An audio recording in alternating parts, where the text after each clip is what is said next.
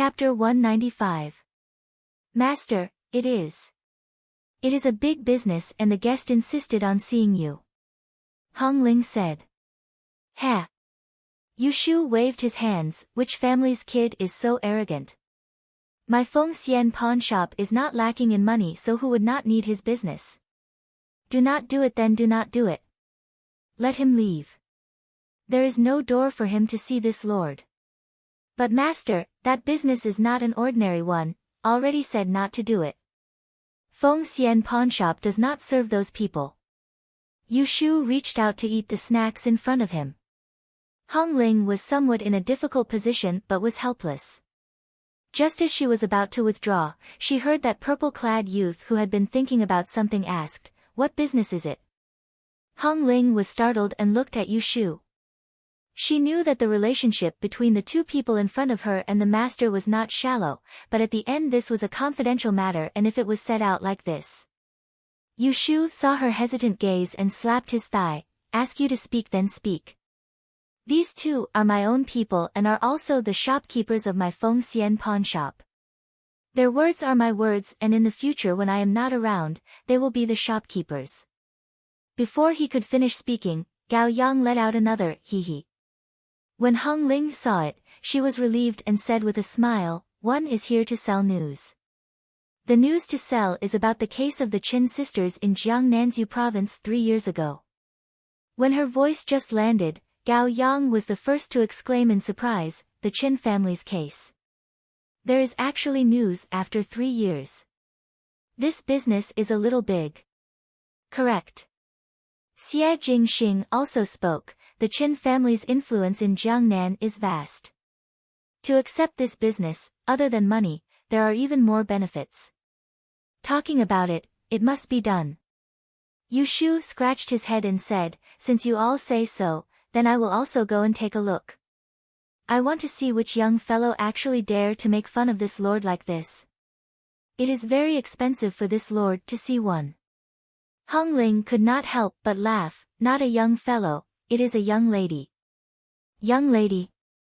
Yushu's expression changed and suddenly he smiled happily. "Is she handsome?" "He's very handsome. I can tell that he's educated and reasonable."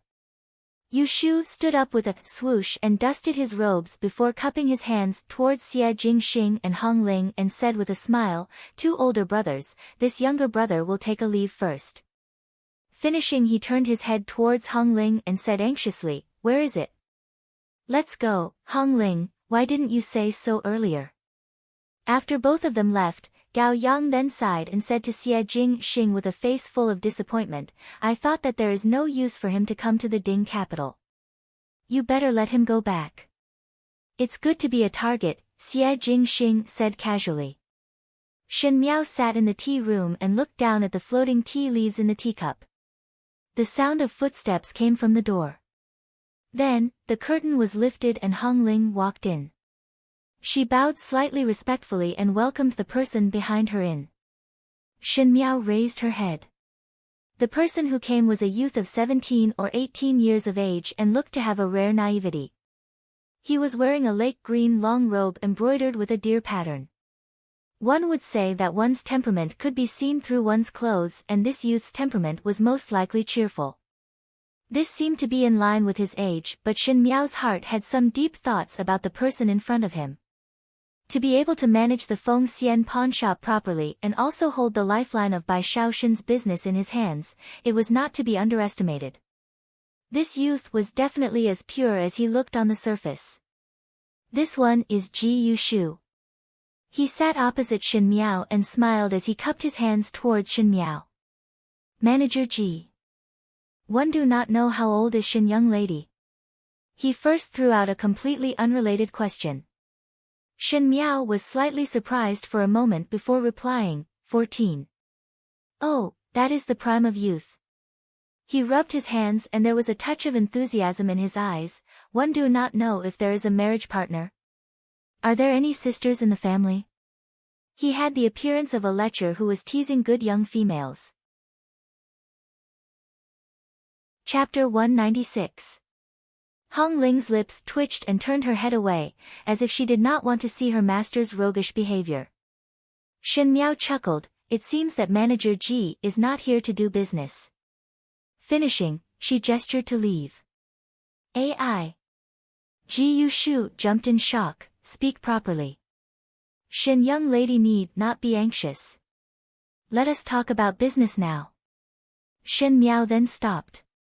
Ji Yushu muttered softly, looks so gentle but how can one be so fierce? When he saw Shen Miao's sharp gaze, he immediately sat up straight and said, Shen young lady want to sell the news of the Jiangnan's Qin family.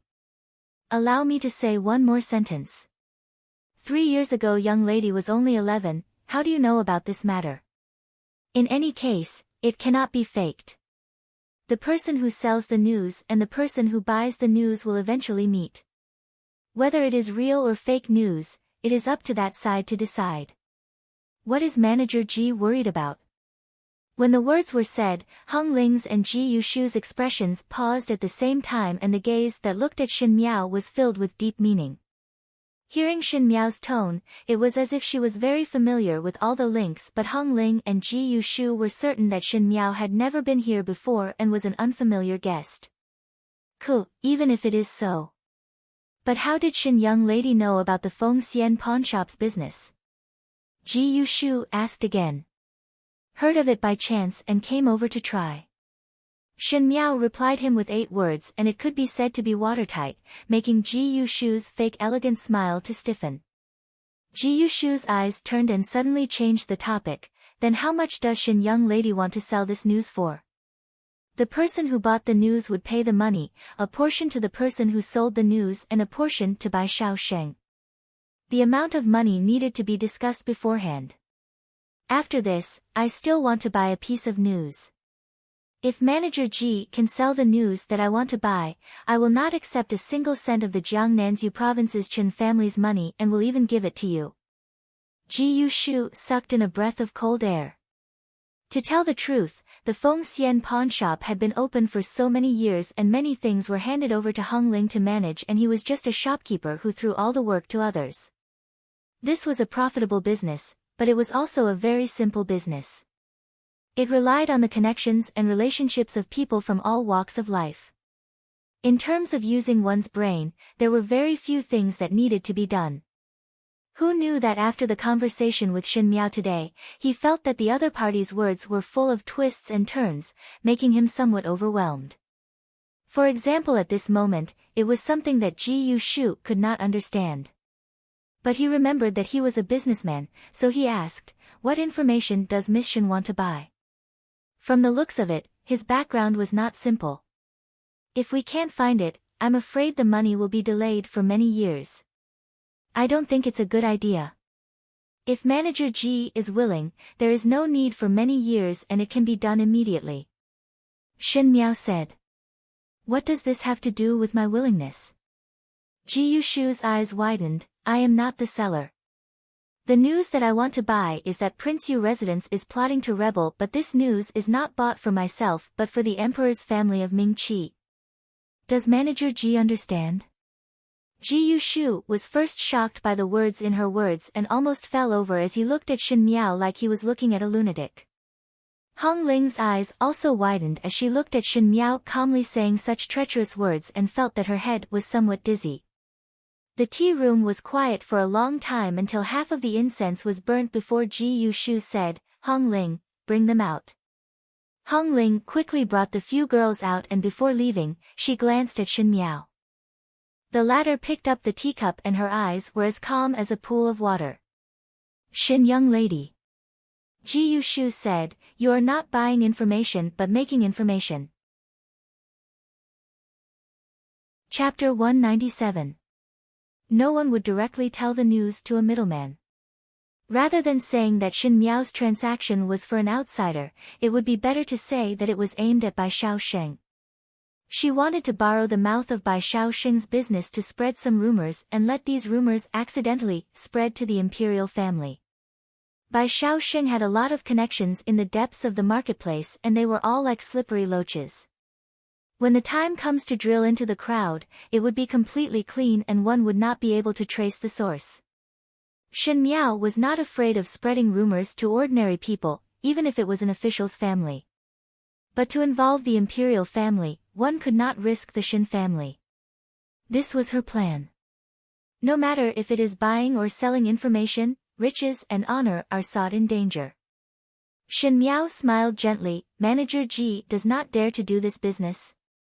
Ji Yushu scratched his head and said like a troubled youth, I am naturally very tempted by Shin young lady's conditions, but Feng Xian pawnshop is not a decoration and is not a tool used to play games. If it is because of this one's greed that the Feng Xian pawnshop would be in trouble, it would be a disgrace to the ancestors. He put his palms together. Currently Bai Shaoxing's business is already rare, and for the ancestors, I cannot take the risk. Sorry, Shin young lady. He stood up and bowed to Shin Miao. Feng Xian pawnshop will not accept the news that Shin young lady wants to do. If the previous news that you want to sell does not change your mind, I will order people to note it down, and when the Jiangnan's Chen family has news, I will order people to inform young lady. As for where to inform, young lady can come to the pawn shop in 10 days. Finishing these words, Ji Yushu smiled at her apologetically and turned to leave. Just as his footsteps were about to step out of the tea room, Shin Miao's voice came from behind, Manager Ji, there is not enough bargaining chips for the business. Add in the formidable great general Shin family, do it. Ji Yushu was surprised for a moment and turned around. The purple-clothed girl lowered her head and looked at the teacup in front of her, as if she could see a flower in it. Her voice was calm, but it carried a kind of heavy tension, making the whole tea room seem abnormally cramped. If you are able to agree to do this business, the formidable great general residence in the Ding capital will henceforth become your Bai Shaoxing's network. Upstairs, Gao Yang and Xie Jingxing were still drinking tea when they suddenly heard a nervous voice, older brothers, it is not good. When they looked up, it was Ji Yushu who ran in recklessly. He lifted the bead curtain and sat in front of the table. He grabbed the blanket he had left behind, poured himself a full cup of tea, and gulped it down. Only then did he heave a sigh of relief. You scared me to death. What's wrong with you? Gao Yang joked, weren't you in a hurry to see the beauty just now? What? Isn't she pretty? Very, very beautiful. That's strange. Gao Yang rubbed his chin and thought for a while. Could it be that the beauty is very fierce and you made her angry? For a frivolous person like Ji Yushu, everyone would shout and beat him up wherever he went. It was still better for the shy young females, but those who were slightly older would often ridicule him happily. More than very fierce. Ji Yushu said with lingering fear, simply a monster. Cough, I've been doing Bai Shaoxing for so many years, but this is the first time I've seen such a business. Isn't it just the matter of the Chen family in Jiangnan? Could it be that she is asking for a lot of money? Gao Yang asked. More than asking for a lot of money. It is simply a bottomless pit. What exactly is it? Xie Jingxing glanced at him, if you still do not speak properly, I will throw you out from here. Cough. This customer does not need money to sell Jiangnan's Chen family's news and said that it is to be used to buy the news. Do you know what news she wants to buy? She wants to buy news for the imperial family, and the news is that Prince Yu residence is plotting to rebel. Damn it. Ji Yushu could not help but scolded, this is using our Feng Xian pawnshop as a raft and want us to create news for her. When Gao Yang and Xie Jingxing heard it, their expressions gradually became serious. Ji Yushu loved to play around and most likely did not know the severity of it, but both of them knew the danger in Ji Yushu's words. This customer's methods were indeed too cruel. Ji Yushu was still shouting unwillingly, based on what? Based on what I do well in Feng Xian pawnshop need to be a raft for others. In the future when something happens, she would slip away like a wisp of smoke and the one to suffer would be my pawnshop. Do you think that I am stupid? Since that is the case, you just do not agree. Gao Yang said. Ha ha. Ji Yushu suddenly changed his anger and laughed twice, to think that I know how to bargain and force her to loosen her mouth and offer a big price. Guess what is it? What? Xie Jingxing asked lazily. It is the Ding capital's mighty Wu great general Shen family. To complete this business, the Shen family is one of Bai Xiaoxing's connections. Seeing that I just returned and helped you all with such a big favor, quickly thank me. Ji Yushu laughed wildly. Shen family? Xie Jingxing stared at him and slowly spoke, who is the visitor? A young lady who looks rather good. Surnamed Shen and most likely is also from the Shen family. Ji Yushu scratched his head, just very fierce, and turned a blind eye to my elegance. Chapter 198. A young lady who looks rather good. Surnamed Shen and most likely is also from the Shen family. Ji Yushu scratched his head, just very fierce, and turned a blind eye to my elegance. When the words were spoken, the tea room fell into a strange silence. After a moment, Gao Yang then looked at Xie Jingxing with a smile. I roughly know who it is. This Shen family's young lady is somewhat powerful. Even though the smile was gentle, there was some sharpness in the tone. Actually, I also find it strange. Ji Yushu shuddered and scratched his head. Just now when she came over, I took a careful look. It was not like it was the first time she came to Bai Xiao Pao to do business. I asked Hong Ling and had never seen her before. Our business is secretive, and other than those few families of officials in the Ding capital, no one else knows about it. How did she know? This young lady is not simple. Gao Yang pondered. I originally thought that the Ding capital Shen family was brainless fat meat that would be swallowed by others sooner or later. Now it seems that the water is deeper than imagined. He swept a glance at Xie Jingxing and found that the latter was deep in thought. What do you think? Xie Jingxing raised his head and looked at Ji Yushu. Did you agree to her conditions? Such a big matter, I need to discuss it with you all. Ji Yushu ate a pastry in one mouthful, but I estimate that the Shen family has a large business and the military strength in their hands is not weak. If what that young lady of the Shen family said is true, in the future it would be much easier for third older brother to plan. After all, she does not know that our Feng Xian pawn shop is privately third older brother's business. When the sandpiper and clam fight, the fisherman benefits. That young lady surnamed Shen most likely did not know that the promise that she made would ultimately benefit Xie Jingxing. However, one could not blame her, as even Hong Ling, who had been the steward of the Feng Xian pawn shop for many years, did not know about the powerful relationship involved. Be that as it may. Gao Yang muttered to himself, this gamble is a little too big. The news that she wants to create would attract the imperial family's attention. We must be careful in our actions, as it would not be worth the loss if there were any mistakes. As for the Shen family or the Shen family, the initial plan did not have the Shen family's power, so there is no need to be so concerned. What you said is also reasonable.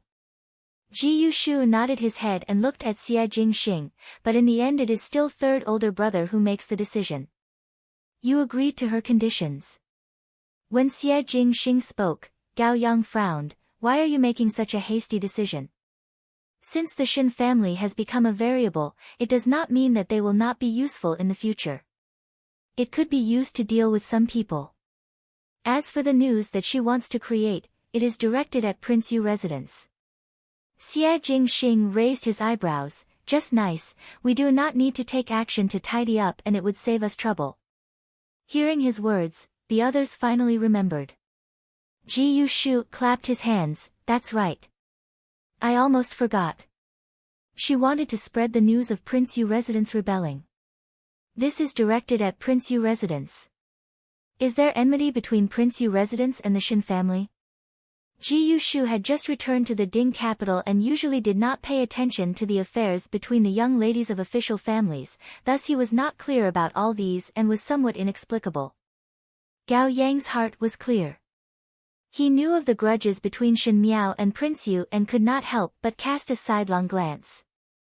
If it was an ordinary female who encountered such a matter, they would be afraid of the power of Prince Yu residence, but not only was Shen Miao not afraid, she was even waiting for an opportunity to counterattack.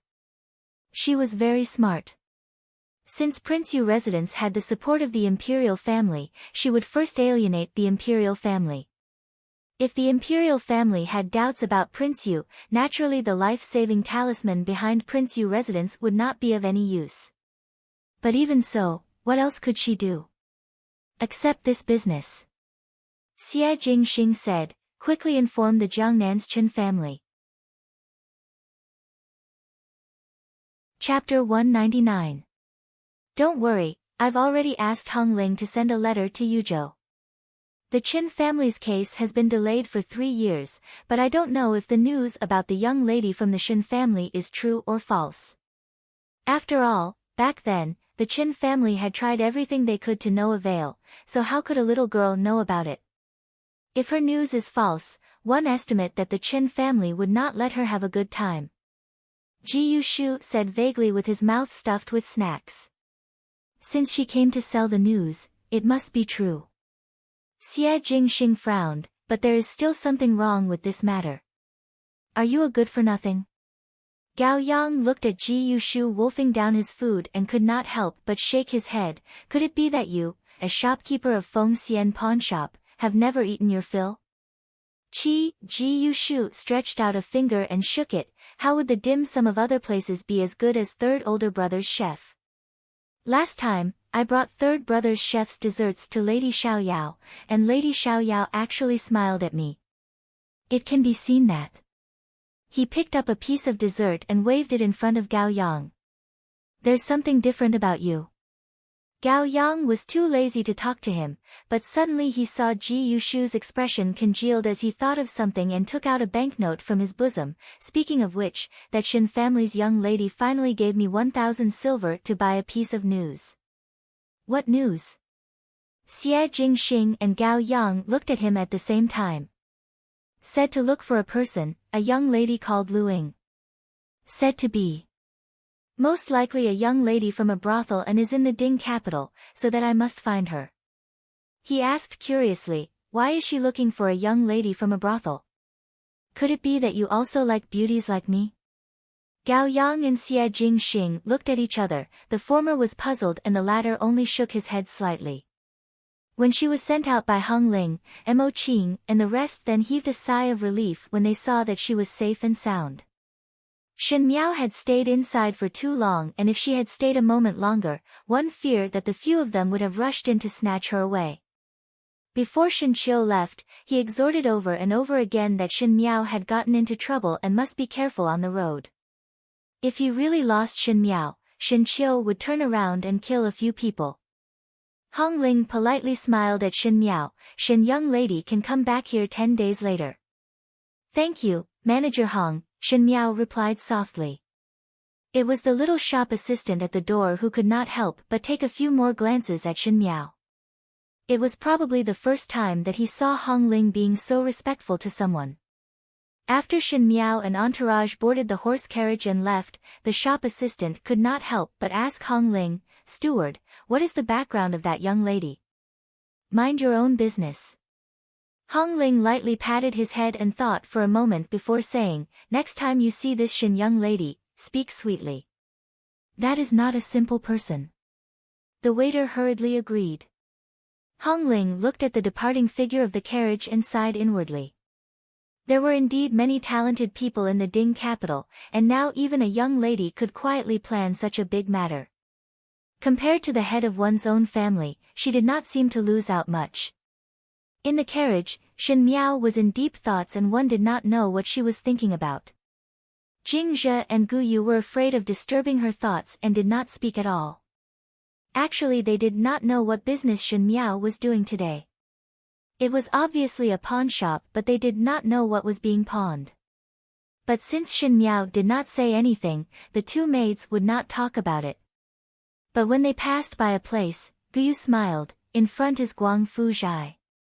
One have not gone out for a long time, why not let this servant go and buy some Guangfu Zhai snacks?" Guangfu Zhai's snacks had always been in high demand and now that it was not the most crowded time, there was no harm in buying some. Even though Shen Miao did not like to eat, Luo Shuiyan and Shen Qiu liked to eat. Shen Miao nodded her head, "You go." Chapter 200. Gu Yu then jumped down the carriage and went to Guang Fu Zhai first. Mo Qing and the rest surrounded the carriage. The few of them were tall and strong and were somewhat eye-catching. In a moment, everyone who passed by would take a few glances. Shen Miao opened the curtain to get some fresh air, but her eyes were attracted by one person. That person most likely just came out from Guang Fu Zhai as he was carrying a bag of snacks in his hands. Coincidentally, his eyes met with Shen Miao in the air and could not help but be slightly startled. It was Pei Lang. Shen Miao had not been to Guangwuntang for a long time. She did not want to gain the reputation of a talented female and also did not want to use this to obtain scholarly honors. These days she was busy with her own matters and had forgotten about this. She looked at Pei Lang and suddenly smiled and nodded her head at him in the carriage. Pei Lang was somewhat stunned for a moment. In fact, Shen Miao was his student. Ming Qi still valued the character of respecting one's teacher. Xie Jingxing was out of line, but as long as one was a student, one would always be polite to one's teacher. But Shen Miao's nod just now gave Pei Lang an illusion that he had to look up to Shen Miao, and Shen Miao was a head taller than him. Without waiting for him to react, Shen Miao had already put down the curtain. Mo Qing and the rest who were in the carriage noticed his gaze and looked at him with some vigilance. Pei Lang stood rooted to the ground. Such a rude action would have enraged a person like him, who was innately arrogant to the bone. But he did not know why, other than not knowing whether to laugh or cry. He could not feel any other emotions.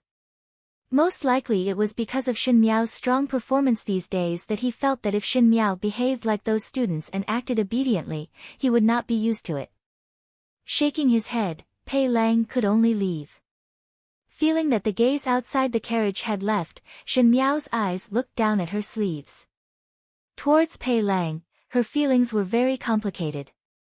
She knew that Pei Lang was indifferent towards the matter of Fu Xiuyi treating Wan Yu and Fu Mingji, but she also knew that Pei Lang was only a person who was loyal to the ruler.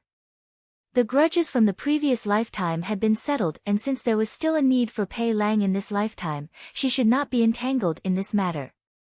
It was just that her heart was somewhat uncomfortable. Just as she was thinking, Gu had already returned from buying snacks.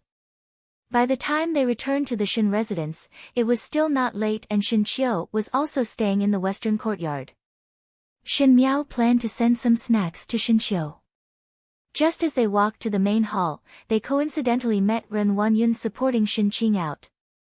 Ren Wanyun's gaze towards Shen Miao was like a knife, and Shen Qing's eyes were incomparably venomous. Even Gu Yu and Jing Zhe could not help but shiver, and both of them protected Shen Miao behind them. Fifth Lady had not gone to greet old Furen these days. Ren Wanyun brought up another topic. Could it be that she plans to be an unfilial descendant? Shen Miao swept a glance at her. Ren Wanyun was now like a mad dog, biting whoever she caught. On one side she was afraid of Shen Xian and Luo Shuiyan, but at the same time she was not willing to let Shen Qingbai suffer for nothing, so she could only do some small actions that did not hurt or itch. However, Shen Miao was after all not someone who was scared. She was not afraid of reputation at all. She looked at Shen Qing with a slight smile. Second Shen still has the energy to manage my matters, so she is not afraid of eldest sister's heart being hurt. The Empress's bestowal of marriage came in a rush, as she will be entering the Wang residence next month. Second Shen has to teach eldest sister some things. After all, the marriage is not from an ordinary family but the residence of a prince of first rank. Finishing, she did not even turn her head back as she brought Jing Zhe and Gu Yu away. Ren Wanyun was so angry that her entire body was trembling. These days, the angrier she was, the more she felt that her mind was in a mess. She did not even have the time to bother about that Wan Yinyang that Shen Gui doted on. Wan Yinyang gave birth to Shen Dongling, who was delicate and helpless in the past, and would often cook for Shen Gui to eat. With Shen Qing as a foil, she became more well-behaved. With that Wan Yinyang coaxing Shen Gui until he was docile, Ren Wanyun and Shen Qing were getting worse by the day. Chapter 201. And all of this was because of Shen Miao. Otherwise, with Ren Wanyun's methods, how would Wan Yinyang, who was previously subdued by her, be so arrogant today? Mother. Shen Qing, who was by the side, pulled her hand. These days she had suffered a lot of cold eyes and her previous arrogant and impetuous temperament had converged a lot. The hatred in her eyes did not diminish as she gritted her teeth. Do not worry, endure it. Wait till I enter the residence of the prince of first rank, even if I have to risk this life, I will let Prince Yu take action against Shen Miao. I will definitely not let her live well.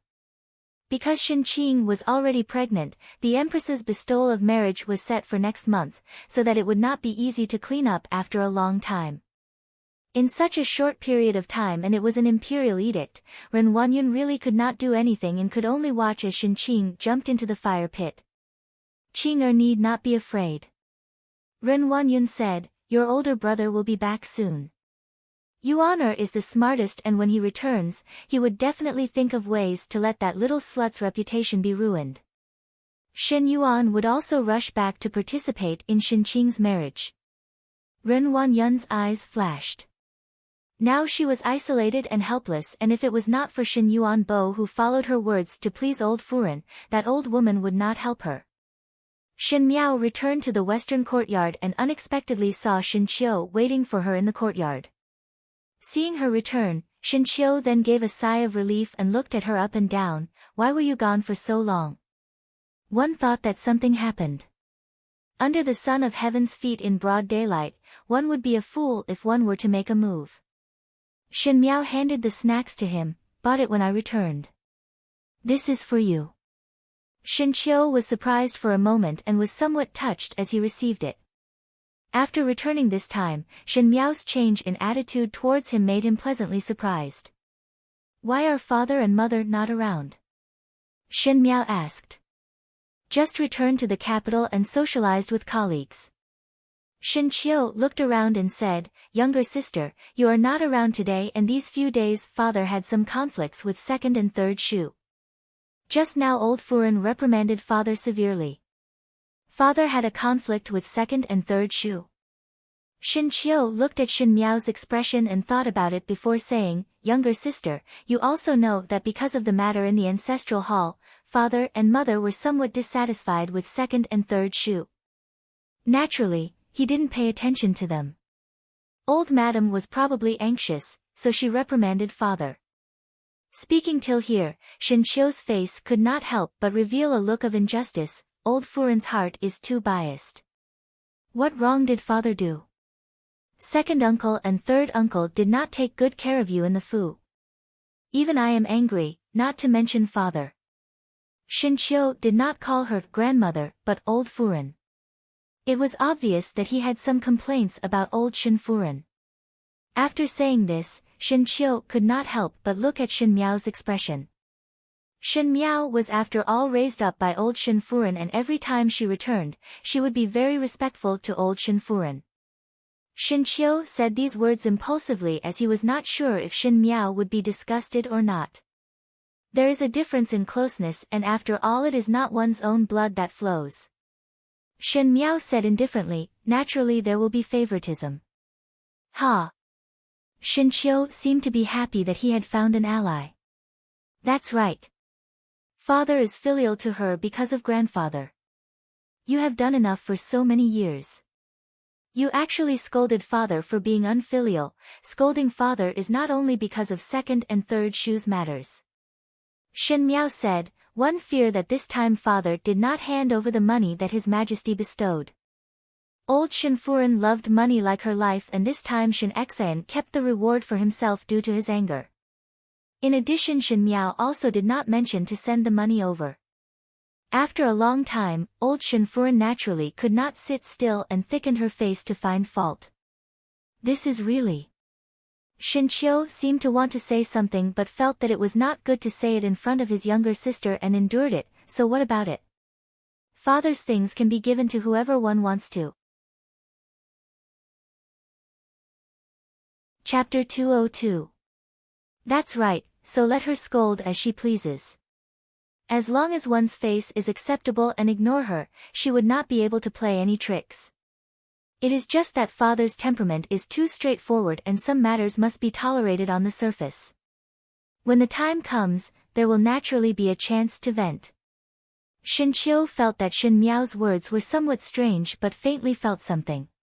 He smiled, not seeing for a year. Younger sister's temperament has become much stronger. Shin Miao declined to comment. Seeing that Shin Qiu had already opened the paper bag, he picked up a large piece of dim sum and threw it into his mouth. After chewing a few times, she said, "The dim sum in the Ding capital is just delicious. We are in the northwest desert, so how would there be such exquisite things?" Shin Miao quietly watched him eat and after a moment, she softly asked, "What does eldest brother think of loyalty?" Loyalty? Shin Qiu did not even raise his head. Naturally it is to be loyal to the monarch and serve the country, to kill the foreign enemies with iron blood, to be a pillar of the country. Finishing, he then asked Shin Miao, "Why does younger sister ask this?" "Nothing." Shin Miao shook her head and softly said, "You eat." In the depths of her eyes, there was a flash of sadness. The first snow had cleared up and it had been snowing for the entire night in the Ding capital. When the sunlight shone in, the ice crystals under the eaves shone brightly, making it look very beautiful. There were naughty children on the streets who squatted down to grab a handful of snow and made a snowball before throwing it at each other to play. The nearer it was to the end of the year, the livelier the Ding capital became. It was as if all the hard work throughout the year was at the end of the year, bearing rich fruits. On the eaves of the Feng Xian pawn shop, there was a row of neatly hung red lanterns, but it was not an ordinary red lantern. One did not know what material was used to make the lanterns, but it seemed to be mixed with golden yarn. It was actually sparkling under the sunlight and the pendant at the bottom of the lantern was also a sparkling glass bead that sparkled beautifully with the ice crystals. Only those who were rich and overbearing would do such a thing. There were guards guarding outside, otherwise, there would be an endless stream of people coming to steal the lanterns. The little shop assistant in plain clothes welcomed the guests with a face full of smiles. There were usually very few people who came to Feng Xian pawn shop to do business and the shop assistants usually loved to goof off, but today he was unusually energetic, as if he was sure that there would be guests coming. Behind the long corridor of the Feng Xian pawn shop, in another world, on the first floor of the Marquis of Linen, in the tea room, the red-clad female had a charming smile as she personally carried the refreshments in and delivered it to the inside before saying with a smile, "The chef made the refreshments. Everyone please have a taste." As she spoke, she leisurely retreated. There were 3 people sitting in the tea room. One of them was wearing a light green robe, and his smile was warm and friendly. The 2 people in front of him seemed to be in their 20s, and they looked very similar. Obviously, they were a pair of brothers. Both of them had thick eyebrows and big eyes, with swords hanging from their waists, giving them the air of Jianghu. At this moment, the older of the 2 brothers said, "Shopkeeper Ji, could it be that the person who bought the information is plotting against us? Why hasn't he appeared yet?" Ji Yushu smiled, "Brother Chen need not be anxious. That day I had an agreement with her that we would meet here today but did not mention the time. Anyhow it will be today and it will not be too late. Hope that both of you will be more tolerant." Finishing, he cursed the 2 people in front of him in his heart. Who would come to do business so early in the morning when the sky had just brightened? He was still blinded and if it was not because of the Jiangnan's Chen family's face, he would have directly sent them away. To be honest. The eldest Qin young master Qin Yushan said, "When us 2 brothers received the news, it should have taken more than half a month to reach the Ding capital, but we rushed on without stopping and a few horses died from exhaustion." It was nothing more than news of the 2 younger sisters. Shopkeeper Ji also know that in these 3 years, we have spent a lot of energy to find the younger sisters, but there was no news at all. Now that there are finally some signs, naturally we are anxious. One hope that shopkeeper Ji will not laugh at us. This eldest Qin young master could speak well, and most likely he saw that Ji Yushu was somewhat unhappy with the 2 of them coming too early, so he half explained and half apologized. Chapter 203. Ji Yushu's heart felt more comfortable and his smile became more sincere as he smiled. These few years I have been helping you all to pay attention to the news, and now that there is some progress, my heart is also very comforted. It is actually nothing much for us to wait for him here. Second Qin young master Qin Yuhai was younger and spoke with more youthful vigor. As long as the news is true, what harm is there in waiting for half a month? But if it is false, to play tricks on our Jiangnan's Qin family like this, do not blame us brothers for being impolite. Ji Yushu's heart that had just calmed down suddenly became unhappy again. He did not care if the Qin brothers were to be unreasonable, but to be unreasonable in his territory, it really made him extremely unhappy. His smile did not change but his tone became colder. My Feng Xian pawn shop only deals with the buying and selling of news. If this business is successful then it is the matter of exchanging money, but if it is not successful then we will part ways. I do not care what Brother Chen wants to do, but my Feng Xian pawn shop is a clean place to do business and cannot afford trouble. Chen Yushan paused and glared fiercely at his younger brother. He naturally knew that this seemingly friendly and harmless youth's means were powerful and would not be as simple as what he showed at the moment. Chen Yuhai saw his older brother's expression and knew that he had said the wrong words, so he did not continue for a moment. The atmosphere became silent. After a long while, there were footsteps at the door and it was Hong Ling who came forward with a smile to open the beaded curtain and said to Ji Yushu, "Manager, a guest is here." The Chen brothers subconsciously looked towards the door and saw a purple-clad young female walking out from behind Hong Ling. This young female looked delicate and cute and looked to be around 13 or 14 years of age. One did not know why, but her brows were as calm as water and she seemed to be much older. For a moment, it made one somewhat confused. She opened the curtain and sat down on the empty chair before nodding her head to Ji Yushu, "Manager Ji." "This young lady." Chen Yushan opened his mouth with difficulty and asked, "Is the person who sells the news?"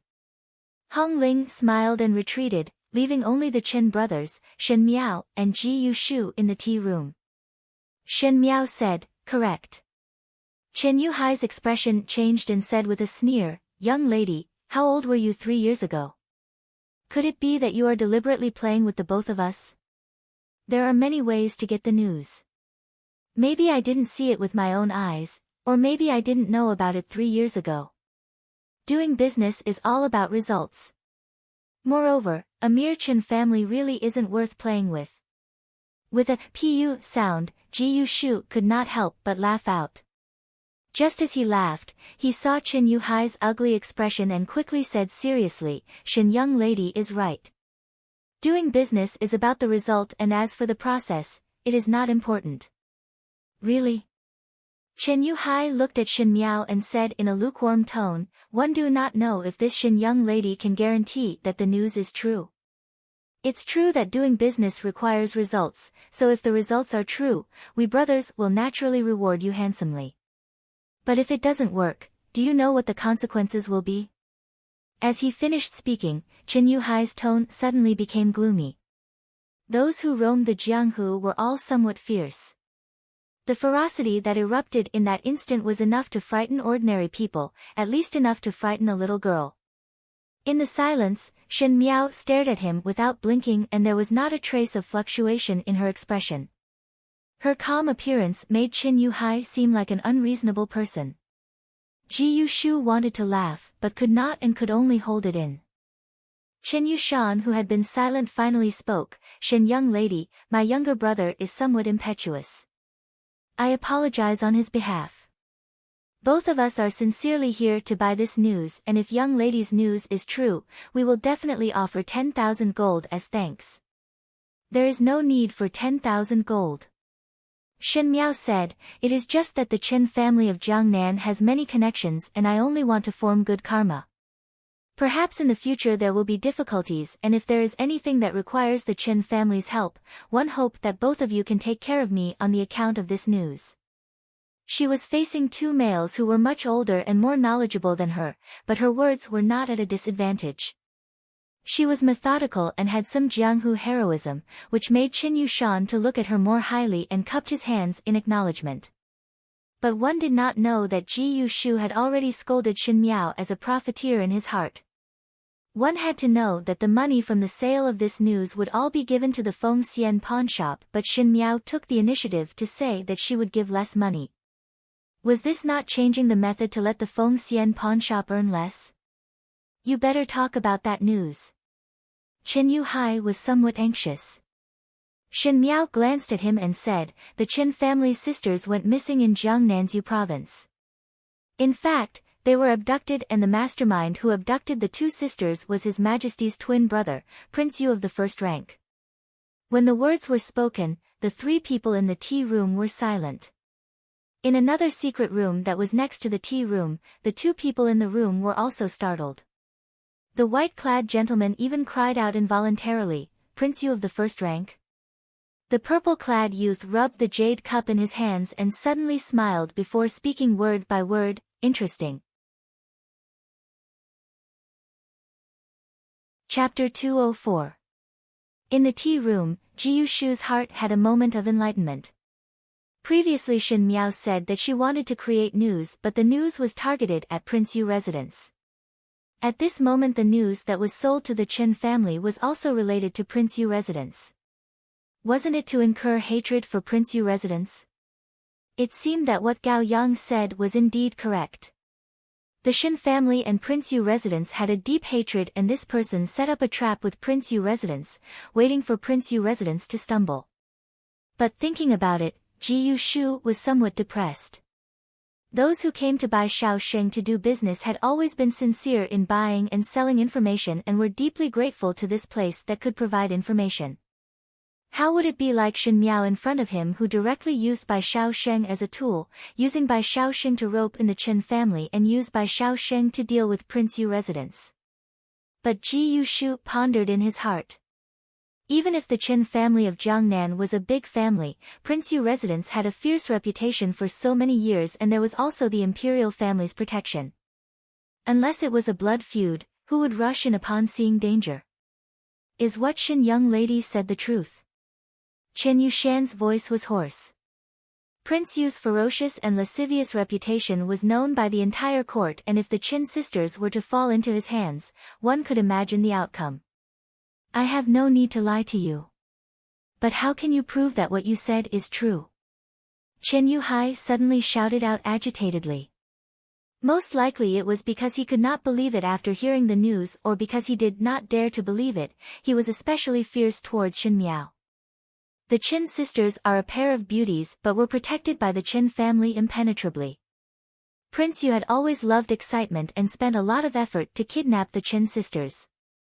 Afterwards they were brought to the Ding capital overnight, and when the Chen family was still searching for the sisters' whereabouts in Yu province, the Chen sisters had already reached Prince Yu residence. Speaking till here, Shin Miao's voice paused for a moment before continuing, afterwards. Prince Yu's methods of torturing females were terrible, and the Chen sisters wanted to commit suicide but were stopped by Prince Yu. Afterwards the older sister flattered and hoped to let the younger sister escape, but in fact Prince Yu knew of their plans and pretended not to know. After that the older sister was bestowed to Prince Yu's subordinates and was tortured and beaten to death. The younger sister was humiliated on the way and was blinded and found a place to do night incense work, always hoping to survive because this was the life that the older sister had fought for. It is just that. Shin Miao sighed softly. She actually never walked out of the doors of Prince Yu residence. The so-called night-scented work and the surrounding neighbors were all arranged by Prince Yu, in order to play with the Chen family's younger sister and see her living in the swamp with hope.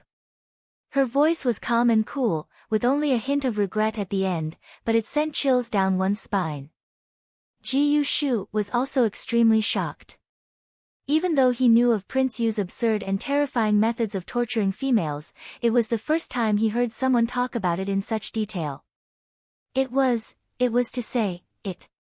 But it was easy to kill. Li Yang, you. As for that Chen sister, she thought that she had escaped and was living with hope, hoping that one day she would be able to take revenge and find her family. But she did not know that the hope was already in someone's hands, and everything she did was just a playful method in Prince Yu's eyes. Such words made the Chen brothers silent. Chen Yuhai slowly stretched out his hand and clutched his head and suddenly howled in pain. His voice was like a wounded beast, making one to cry. Ji Yushu could not help but cast a sympathetic look. Shen Miao looked at him and sighed in her heart. The first half of the Chen sisters' lives were also the pearls in the palm of one's hands, living a carefree life and could have become the happiest female in the world. But the lower half of the body was so miserable and was worse than an ordinary female. It was a sin to be too beautiful, but what crime did the Chen sisters commit? Shen young lady. Chen Yushan was more steady than Chen Yuhai, but even so, his voice was trembling. How to prove that what Shen young lady said is the truth? All these are after all Shen young lady's side of the story. No matter how steady a person was, when they heard news that they were not willing to believe, they would most likely be like Chen Yushan and keep escaping, thinking that they would not have to face it. Chapter 205. Very simple. The Qin family's younger sister is still alive and Prince Yu residence has an impenetrable defense. If you rashly go in like this, one fear that you will beat the grass and alert the snake. If you want to know if my words are true, you can go to Prince Yu residence and kidnap one of the purchasing servants and ask if there is a female that sells night incense in his residence. You will know after asking your own younger sister. As soon as he said this, the two Chen brothers swayed, unable to conceal the pain on their faces. Ji Yushu sighed in his heart. Shen Miao spoke in such detail and with such certainty, this news was most likely true. You. Chen Yuhai stared at Shen Miao and suddenly said, since you know about this matter, why did you not save her? You watched helplessly as she fell into the pit of fire, yet you refused to help her. Instead, you calmly came here to trade information. You. He slammed the table. You're so heartless. Yuhai. Chen Yushan reprimanded him in a low voice and cupped his fists towards Shen Miao. Sorry Shen young lady, my second younger brother is too sad and hope that Shen young lady does not mind. Even though his words were polite, the trace of complaint in his eyes towards Shen Miao was seen by Shen Miao. After a moment of silence, Shen Miao did not get angry but instead laughed and looked at Chen Yuhai. How does gentleman Chen think I should help? I'm just a defenseless girl, what ability do I have to save her from the fiery pit? Would she disregard her own safety and sneak into the prince's residence, or would she give up her life to fight for an opportunity like her sister? Today, I will say that if that person is my biological sister, I can save her. But to me, she is just a stranger. Dare I ask young Master Chen, would you risk your life for a stranger? If you dare, I will respect you as a man. It's a pity that I'm such a cowardly and narrow-minded woman. Why should I be a good person? Her words were said so quickly and anxiously that the Chen brothers were actually rendered speechless by her and Ji Yushu's mouth was wide open. He did not know why but he felt that Shen Miao was suddenly angry just now. Shen Miao's words were also full of sarcasm. That's right, if the world was filled with good people who were willing to risk their lives for strangers, then the world would not be so difficult. Shen Miao was just a little female, so what ability did she have to help the Chen sisters to escape? Shen Miao coldly looked at the two brothers opposite her. Just now her emotions were somewhat out of control. It was just that now what she hated the most was other people using righteousness to threaten her. In the beginning for the common people of Ming Qi and for Fu Xiu-yi, she volunteered to be a hostage in the Qin country, and when she returned to the palace, what awaited her was the indifference of the emperor. Her Shen family, for the righteousness of the country, assisted the emperor, and what she received was the execution of the entire family. Why did they have to pay for everything? Why did she have to be the savior? The Qin sisters were indeed very pitiful. When she was banished to the cold palace and had nowhere to go, she was also pitiful when she couldn't even protect her children. But who reached out to help her? In this world, no matter how difficult life was, one had to walk on their own. No one should save others. Chen Yuhai was silent for a long time before speaking to Shen Miao. Just now my words were too heavy. Shen young lady, I am sorry. Shen Miao calmed down her emotions and said, my news ends here.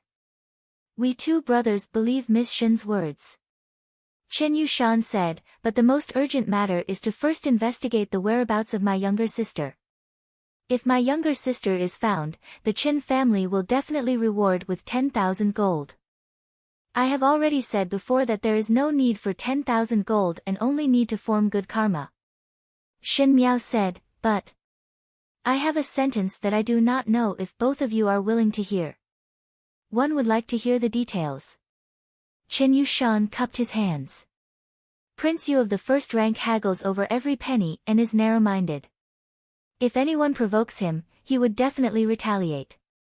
The Qin family has a big business, but when compared to the imperial family, they are still a head shorter. One think that both of you not only want to rescue the Qin sisters, but also want to take revenge for the Qin sisters. Chapter 206. The two brothers looked at each other and Qin Yu Hai did not hide it, the blood feud is absolutely irreconcilable. Our Qin family and the residents of the prince of first rank are irreconcilable and this blood debt must be repaid. Even if you do not reclaim this debt, Prince Yu of the first rank will definitely know that it was your Qin family who did it, so no matter what, you will go against the residents of the prince of first rank. I think that one must remove the roots when cutting the weeds. If one want to have no worries in the future, one must capture the entire residence of the prince of first rank in one fell swoop. Shin young lady's meaning is? Chen Yushan asked hesitantly. The sects in the pugilistic world have a wide range of connections and all heroes are friends. Even though the residence of Prince Yu is noble, but in terms of strength, it is not difficult to exterminate the entire family. Exterminate the entire family. Ji Yushu was idly listening at the side, but when he heard to this point, he could not help but spurt out a mouthful of tea. The gaze that he looked at Shin Miao was one of astonishment. It was somewhat terrifying for a young lady to say the words exterminate the entire family with a calm expression.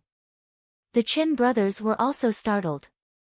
Chen Yushan sized up Shin Miao opposite and a chill rose in his heart. He had seen many vicious and merciless people in the pugilistic world, but this young lady in front of him could be said to be one of the best. With one sentence, she did not leave anyone alive and was extremely vicious. However, they also felt that Shin Miao's words were somewhat reasonable. As long as there was a survivor, a centipede would not die and it would inevitably be traced back to the Jiangnan's Qin family. The matter of silencing is indeed not difficult. Chen Yushan smiled bitterly, but to go against the current emperor. As a brother, naturally he could not wait to hack Prince Yu into 1,000 pieces. They could also do this, but there were other people in the Qin family, women, children, old and weak. If the imperial family were to be implicated, one could not harm the entire Qin family. I have a way to let His Majesty not pursue this matter as long as you have the guts to raid Prince Yu's old nest. Shin Miao said. You? Chen Yu Hai said, Shin young lady, we know that you are powerful, else the news that we have been searching for 3 years would not fall into your hands. But the imperial family matters are not that simple and one would invite fire to oneself if one is not careful. Thinking that after I leave, you will also be able to find out my identity. I am the daughter of the formidable great general in the Ding capital's general residence. With this kind of status, do you think he has any say in the imperial court? The Qin brothers were stunned for a moment and their faces were filled with astonishment. Most likely they did not expect Shin Miao to have such an identity and then became silent again. They started their business in the Jianghu and even though their family was wealthy, between the officials and merchants, the merchants were always below and could only watch from afar as they did not know the depth of it. With just a casual coaxing from Shin Miao, they were actually moved. Why do you want to help us? Chen Yu Hai asked warily. What benefit does it bring you to help us with all your might? You are so strange. Just now, you were blaming me for not wanting to help, and now that I am helping, you are doubting me. You don't understand. Shin Miao's sarcastic words made Chen Yu Hai somewhat annoyed. Chen Yushan waved his hands and looked at Shin Miao before smiling. Shin young lady is a sentimental person, but this matter is of great importance. If one were to implicate Shin young lady, not just to help you. Shen Miao said lightly, I also have a blood feud with Prince Yu residence. My Tangjia is now about to marry into Prince Yu residence and is also one of the people being tortured. If in the future you destroy the entire residence of Prince Yu, please spare my Tangjia's life. When the Qin brothers heard it, most of the doubts in their hearts dissipated and they cupped their hands towards Shen Miao. As such, many thanks. Both of you can go and inquire about the Qin family's younger sister's news. After inquiring, do not act rashly. 3 days later at this place, I will talk to you in detail. Chapter 207. The Qin brothers nodded their heads and could hear the meaning of Shen Miao's words to chase them away, so they did not hesitate and stood up. Qin Yushan said, after finding younger sister, Shen young lady has done our Qin family a favor, and in the future if there is any need for the Qin family will naturally not decline. Many thanks for the matter this time. Finishing, he carried his sword and left in a hurry, most likely to search for the whereabouts of the Qin family's younger sister. Ji Yushu stared at Shen Miao. He thought that Shen Miao's performance that day was sufficiently unique, but did not expect that today she was still so surprising. The people of the pugilistic world were all arrogant and the Qin family was considered a large family. Moreover, this was originally a transaction of money and goods, but with just a few words from Shen Miao, she became the Qin family's benefactor. The Qin brothers' attitude towards Shen Miao was also very polite. Just like what the brothers said, in the future if Shen Miao had any difficulties, there would be the Qin family's help. It was not an easy matter to climb up to the Qin family. Manager Ji, now we can talk about the transaction between you and me. Shen Miao looked at him. I have already thought about the conditions of that day.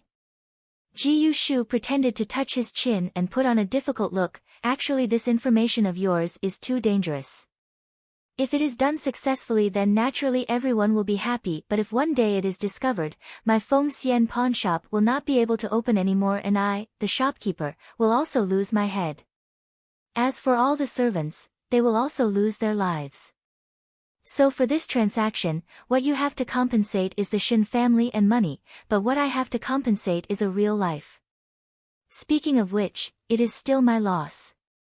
Shen Miao glanced at him lightly and said, as such, the business cannot be done. I understand. Sorry for disturbing Manager Ji for so long. Farewell. Ji Yushu had not finished his planned words when he saw Shen Miao's face suddenly change and was about to leave. He was so scared that he did not want to pretend anymore and quickly said, Hey. I have not finished speaking. Why are the young ladies now so impatient? Shen young lady, even though I feel that this is very dangerous, but the first time I saw you, I felt that you and I are very fated.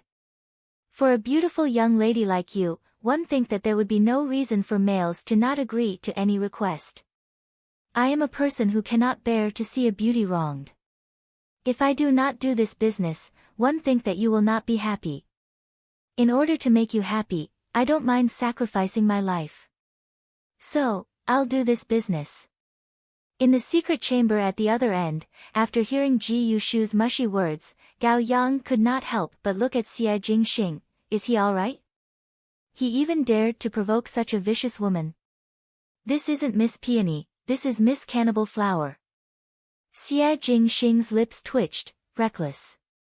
After listening to Ji Yushu's words, Shen Miao said calmly under Ji Yushu's ardent and passionate eyes, since that is the case, then tell Manager Ji about my plan.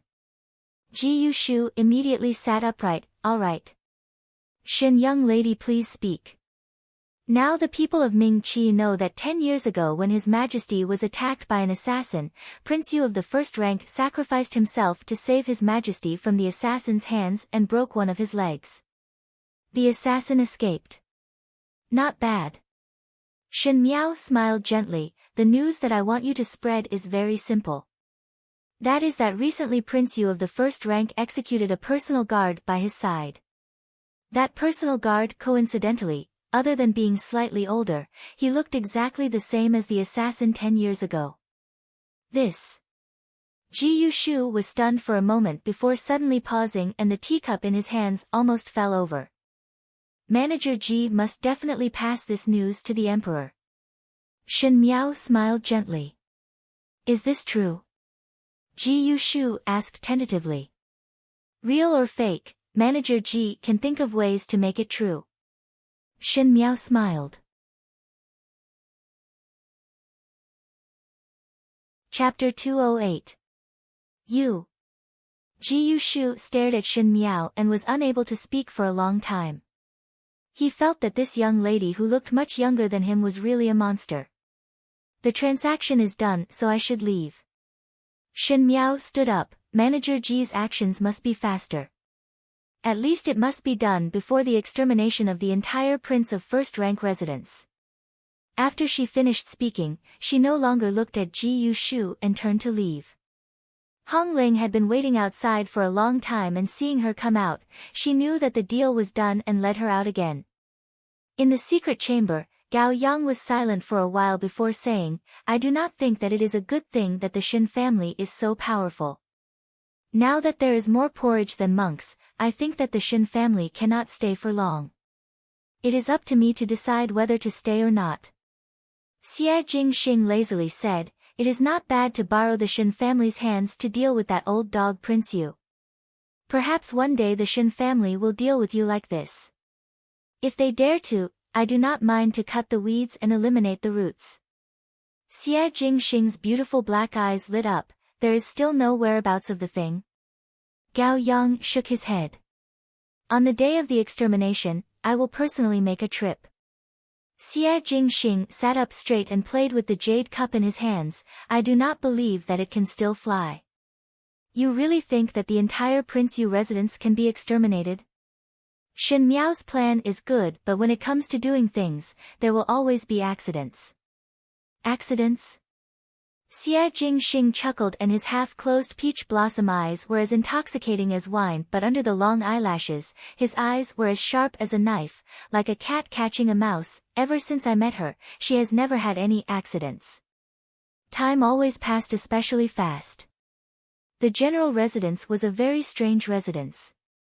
Before anything happened, everything was naturally covered up and everyone was happy and happy. From the relationship between the first few households, at least from the outside, it looked good. Until a big fire burned down the Shen family's ancestral hall and burned away the trust that Shen Xian and wife had for the second and third household, the relationship of the first household was at least stiff. Now that Shen Qing had lost her innocence and was going to marry Prince Yu of first rank, any sensible person would know that this was not a good thing. However, Chen Roqiu and Shen Yu were still happily busy preparing for Shen Qing's marriage. Even though it was a marriage bestowed by the imperial family, it was not worthwhile to put on such a happy attitude for one's own family. If one looked at it this way, it would seem too cold. Ren Wanyun quarreled with Shen Gui because of Shen Qing, and old Shen Furen favored Shen Gui and was dissatisfied with her as a daughter-in-law, and did not say that she would return the power to manage the household to Ren Wanyun. Since Chen Roqiu was valued by old Furen, naturally she became more attentive. Ren Wanyun was furious in her heart and could not help but show her resentment towards old Shen Furen. Old Shen Furen was even more ruthless and directly kept Shen Yuan Bo in Rongjing Tang, not letting Ren Wanyun see him. At this point, Ren Wanyun had become a solitary person in the huge Shen residence.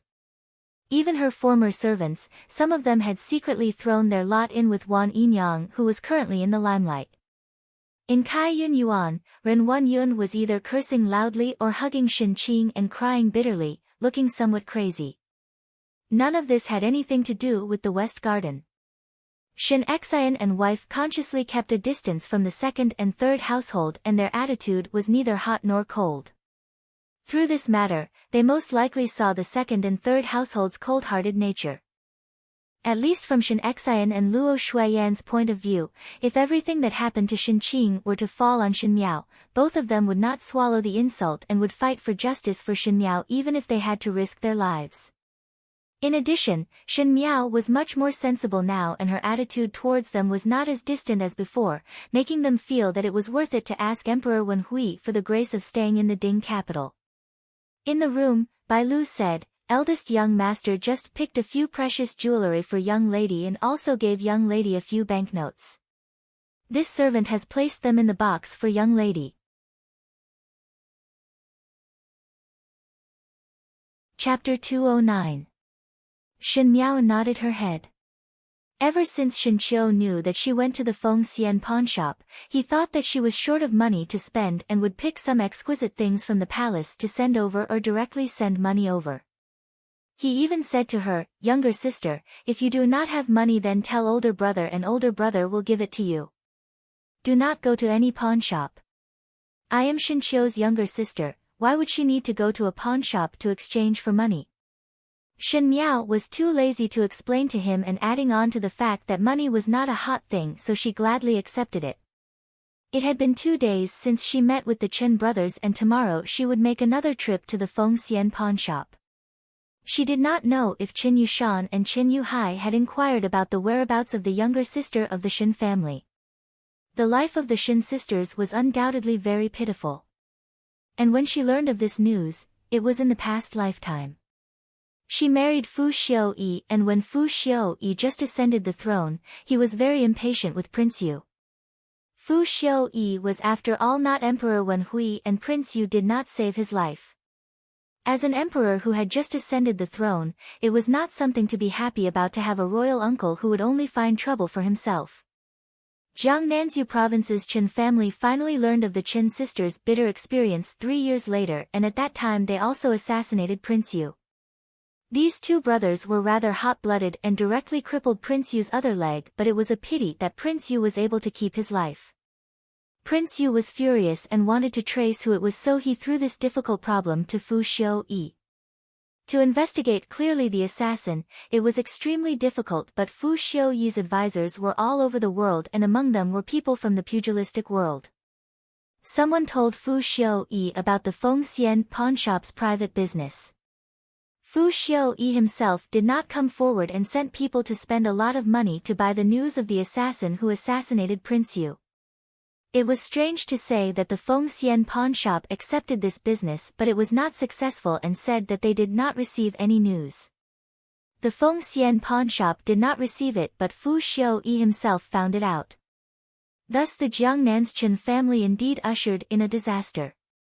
In this lifetime, Shen Miao had long thought of this matter, and when Prince Yu had other thoughts about her and started the transaction with Ren Wanyun, she had already laid out such a trap. Everything was moving according to her chessboard. Shen Qing being humiliated, Ren Wanyun's counterattack and even Shen Qing's accidental pregnancy were all in her plan. Naturally, at the returning banquet, pregnancy was involved and Shen Qing wanted to marry Prince Yu, making Prince Yu furious. Prince Yu of the first rank would put all his energy on her, thus the Qin family could take this opportunity to secretly plan. As for the royal family, it was even easier. In fact, Shen Miao always had a guess that with the Feng Xian pawn shop's ability, it was possible that in the past life they did not find out that it was the Qin family who assassinated Prince Yu, but Fu Xiuyi's people did not reply to any news. Perhaps it was deliberately done by the Feng Xian pawn shop. Could it be that the Feng Xian pawn shop had some discord with Prince Yu? So previously in the loft of the Immortal River, Shen Miao deliberately probed Ji Yushu and said the words exterminate the entire family. Ji Yushu's expression was stunned but was not carefree. Obviously there was no grudge between Ji Yushu and Prince Yu residents. However, the intuition of someone who had died once was terrifyingly accurate. Ji Yushu's reaction not only did not dispel Shen Miao's guesses, but also made her have another suspicion in her heart. If that was the case, everything could be explained. Perhaps the master behind the Feng Xian pawn shop was not Ji Yushu. Who was the person behind it? Shen Miao could not think of it. She thought that she was an empress in the past lifetime and had followed by Fu Xiuyi's side, so all these big and small secrets were all grasped in her hands. But now it seemed that the depth of the water was much more dangerous than she imagined. But no matter what, Prince Yu residence's doors must be exterminated and Prince Yu's life must be taken. As for Shen Qing, naturally she should live a life worse than death. In the past lifetime, Shen Qing had seen her in prison, so in this lifetime, she wanted to return the favor. Shuang Jiang carried the flower pot as she walked in and smiled. Yesterday the sun was very strong, so this servant took the flower pot out to bask in the sun. Young lady said that it would snow these few days and this servant did not believe it and wanted this servant to use an umbrella to cover it. Who knew that it would snow early in the morning today? Luckily it was young lady's preparation, otherwise these few pots of flowers would be miserable and this servant would have caused trouble. Speaking of which, young lady seems to like to make these preparations. Bai Lu smiled, to prepare things early and think of the possibility of something going wrong early. Every time when it comes to the critical moment, we would be able to pass it easily. Young lady's temperament is very steady and very good. Shen Miao smiled gently and her bright eyes reflected the scenery outside, as firm as a rock. She said, "It is nothing. I just do not like accidents." Chapter 210. A day's plan always passed very quickly. On the third day when Shen Miao came to the Feng Xian pawn shop, the Qin brothers had already waited for a long time. Compared to before, both of them seemed to have changed a lot. Especially Qin Yushan, that kind of forthright aura that was like a green mountain had disappeared and was replaced by a deep haze. Shen Miao swept a glance at Qin Yushan and Qin Yuhai and had an idea in her heart. Presumably these two people had already inquired about the Qin family's younger sister's news, perhaps they had even seen it with their own eyes. To personally witness one's own brothers falling into such a miserable situation, for the people of the pugilistic world who were decisive in killing, it would be a great stimulation. Otherwise in the previous lifetime the Qin family would not have gone to assassinate Prince Yu without a care for the consequences. Shin young lady. Qin Yuhai spoke first. Previously Shin young lady said that the imperial family would not be able to trace the Qin family. Is it possible to tell us two brothers? Ji Yushu looked at his own teacup, as if he could see a flower in it, but he deliberately did not look at Shin Miao. Shin Miao sighed, naturally I also want to help, but like what was said before, in this way, the risk that I am taking is also great. From a certain point of view, the Shin family and your Qin family are tied on the same boat. If anything goes wrong, the Shin family will also suffer. Qin Yushan paused and said, I know that this trip is somewhat difficult, so if young lady is willing to help, half of my Qin family's business will be given to the Shin family. When the words were said, even Ji Yushu could not help but look up at Qin Yushan. The Qin family was the wealthiest in Jiangnan and Jiangnan had been a fertile land since ancient times. The Qin family's money was more than the imperial family, so now that they took the initiative to give out half of their business to the Shin family, it was tantamount to adding wings to a tiger. When Shin Miao heard it, she could not help but be somewhat absent-minded as she looked at Qin Yushan's pleading face. The Qin family sisters were tortured and in order to take revenge, the Qin family was actually willing to pay such a price. They clearly knew that even if she took action, she would not be able to sit back and relax.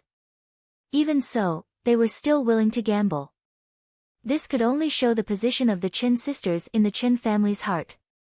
In her previous life, she was trapped in prison and was isolated and helpless in the inner palace. If the Shin family was still around at that time, would her father, mother and elder brother also save her at all costs? Miss Shen. Qin Yushan reminded when he saw Shin Miao in a daze. Shin Miao recovered to her senses and smiled gently, half of the family business is fine. I am helping you with this, but it is not because of your family business. It is nothing more than to form a good relationship. In the future if there is a need for your Qin family, I hope that you will not decline. Secondly, I also have enmity with the residence of Prince Yu and if the residence of Prince Yu is not destroyed, there will be a day when trouble will come. She looked at Qin Yushan, now we are all on the same boat. Qin Yushan looked at Shin Miao who was in front of him. Her eyes were clear and her tone was sincere. It was as if every word that she said was powerful and could be done. From the first time they met until now, she did not behave like a budding girl. Chen Yushan couldn't help but think that if the Qin clan sisters had the temperament and ability of the young woman before him, they wouldn't be in such a miserable state now. Thinking of the Qin sisters, Chen Yushan's slightly better mood immediately turned gloomy again. He said, "What is young lady Shin's method? You do not need to ask about the imperial family's side for the time being. It will be better after a period of time. In addition, if you want to take action, it is best to do it next month. Next month in the residence of Prince Yu will marry my Tangjia, and on the second day of the marriage, everything will be lax. At that time, you can take action early in the morning and it will be foolproof." Chen Yushan wanted to say something, but at the end he shook his head. How can you end the imperial family's side within a month? Shen Miao looked at Ji Yushu, who was drinking tea, with a smile that was not a smile. You do not need to worry about this. The most urgent matter is to gather men and horses. After a pause, she then continued to speak. Prince Yu residence is not small and you must first understand the layout. On the day of taking action, other than my Tangjia, after saving the person, you must cut the weeds and eliminate the roots. Chapter 211.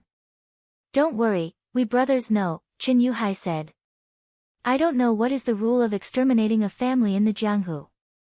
What I mean by exterminating the weeds by the roots means that women, children, young and old, servants and concubines are not to be spared. The entire Prince Yu residence will completely become a tomb.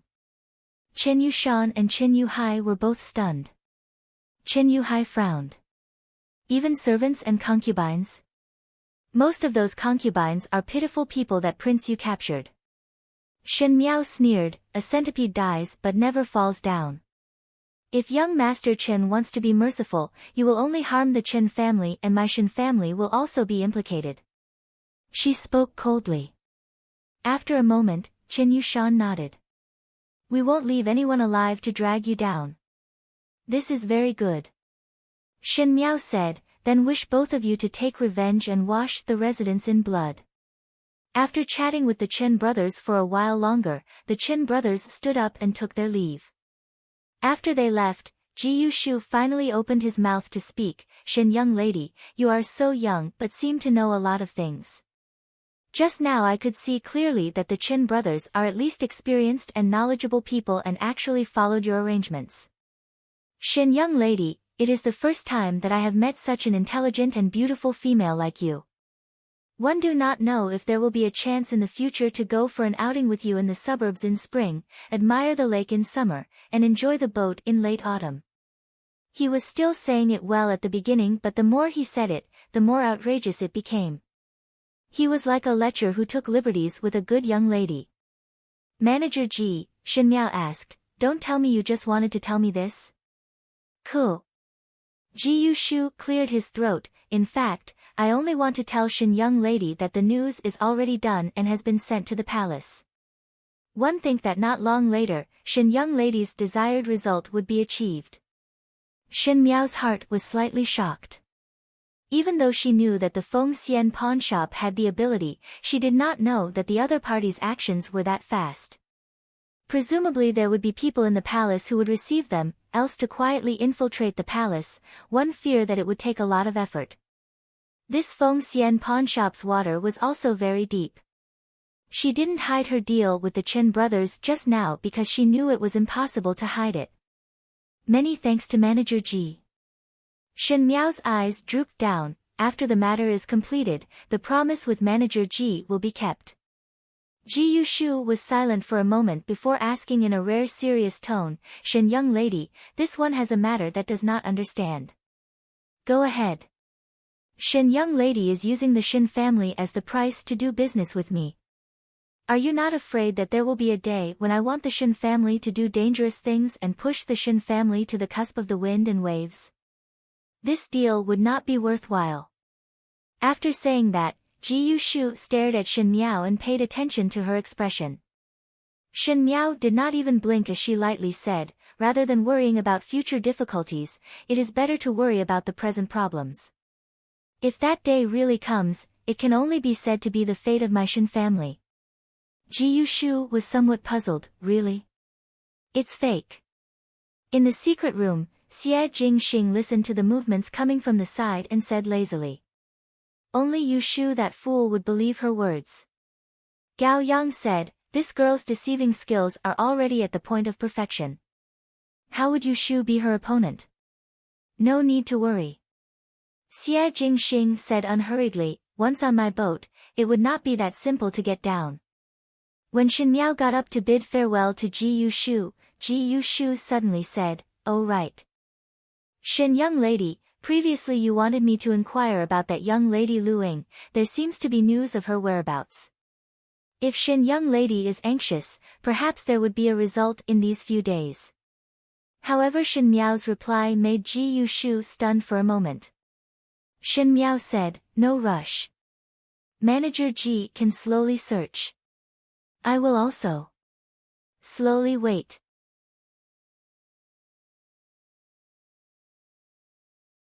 Chapter 212. After she left, Ji Yushu then shook his head and said as he walked into the room, really a woman that is more unfathomable than young lady Xiaoyao. At least young lady Xiaoyao would be happy to gift pearls, but this one. Could it be that she would be happier to gift heads? He shuddered and quickly walked into the room. In the palace.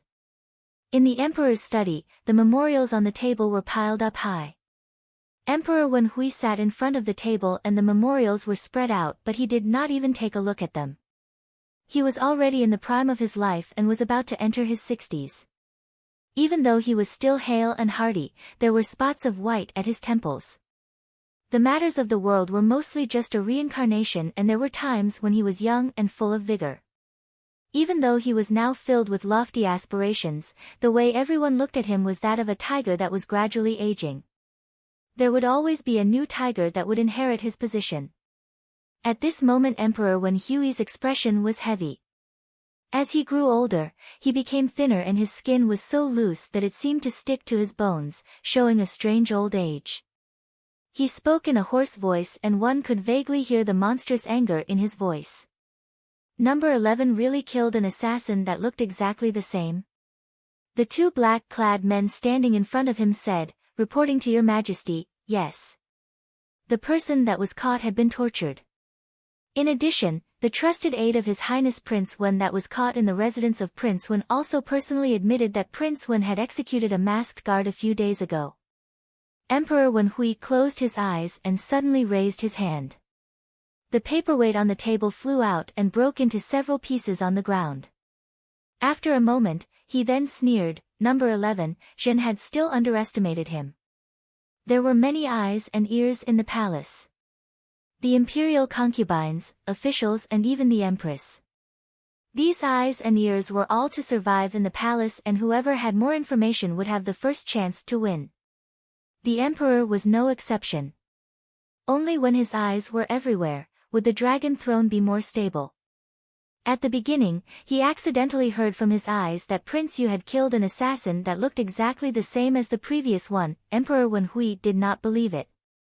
The imperial family's feelings were cold and he had stepped on the corpses of his brothers to sit on the emperor's throne. Leaving behind Prince Yu, who was ranked 11th, was because Emperor Wenhui always remembered that dangerous night when Prince Yu used his body to block the danger and was drenched in blood to save his life. Emperor Wenhui often thought that for so many years, he treated Prince Yu well, not only because of the kindness of that leg, but it also represented that Emperor Wenhui still had kindness. Now that he was an emperor, everyone's feelings for him were no longer pure. Even his sons were scheming against him. But Prince Yu of the first rank was able to remind Emperor Wenhui that in this world, there was still a person who would disregard his own safety to block the sword for him, and he still had a personal disciple. But now, it was like a huge joke. It seemed that the scene at that time was a play that was arranged by this personal foot, and even Emperor Wenhui suspected that the crippled leg of Prince Yu was fake. What did Prince Yu want to do? Plotting for the throne? Usurpation? There were so many records in the history books of concealing one's strength and biding one's time, and in one day one's rebellion, Emperor Wenhui only felt anger and humiliation from being deceived. When one was betrayed by a trusted person, the trust would be withdrawn, and not only that, the suspicion would intensify.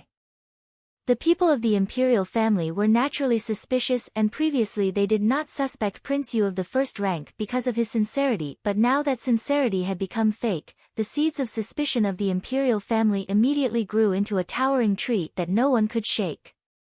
Send people to guard the residence of Prince Yu. Jin want to see what tricks he wants to play.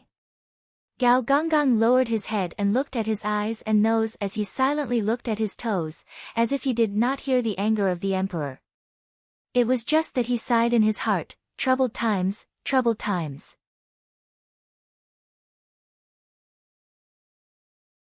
Chapter 213. The days passed by, and in the peaceful Ding capital, it was as if nothing had happened. As the end of the year approached, everyone was busy preparing for the New Year's goods, and even the poor families seemed to be filled with a faint joy. However, no matter how happy the days were, there would be people who were not happy. In the palace, Prince Li and Prince Xiang were walking in the garden. In Prince Li's faction, Prince Xiang and Prince Cheng's forces were weak, and they bowed their heads to Prince Li, and their attitude was very respectful. Compared to the Crown Prince's steadiness and the Prince Zhou and Prince Jing brothers' sharpness, Prince Li walked the path of moderation.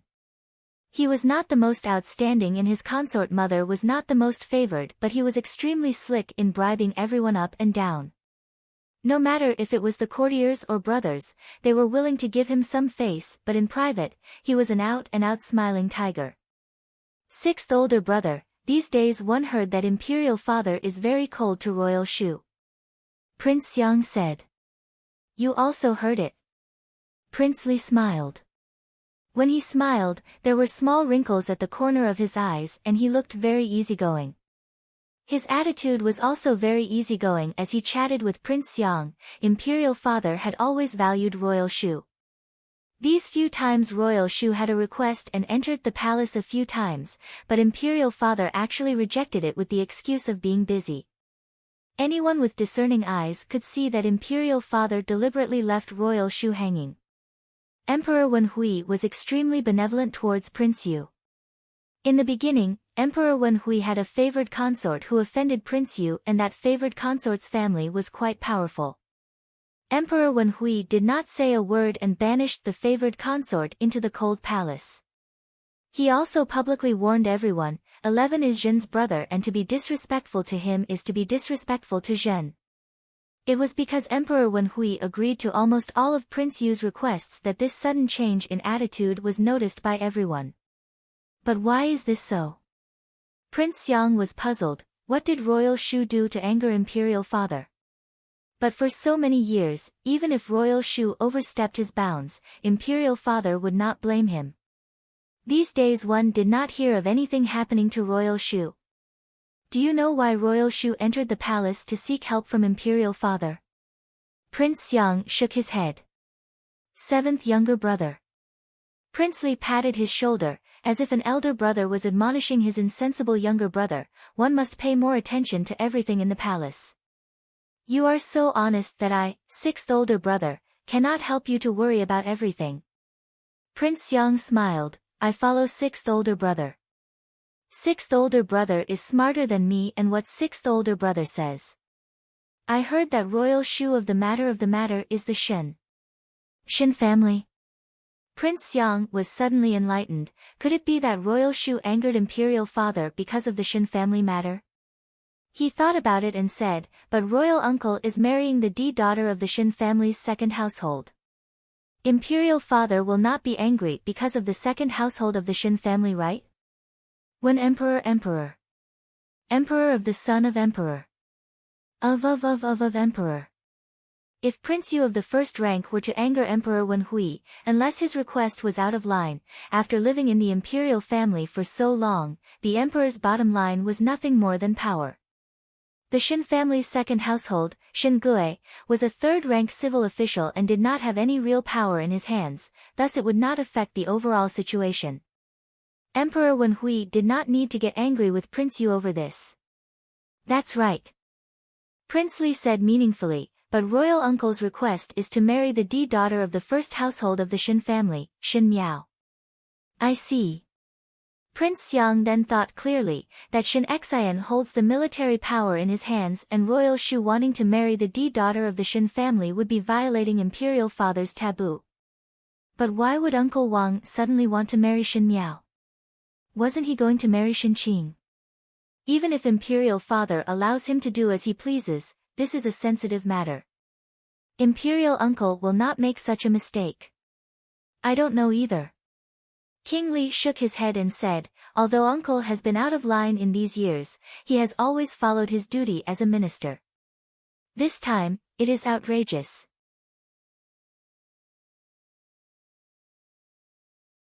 Chapter 214.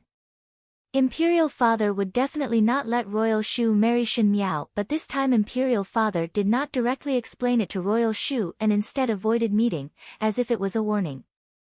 Most likely it is that one's patience has been worn out. Prince Li smiled bitterly, it is better for both of us not to talk about these as it has nothing to do with us. These days Imperial Father does not look very happy, so one must not stand in front of others. Sixth older brother is right. Prince Xiang nodded his head.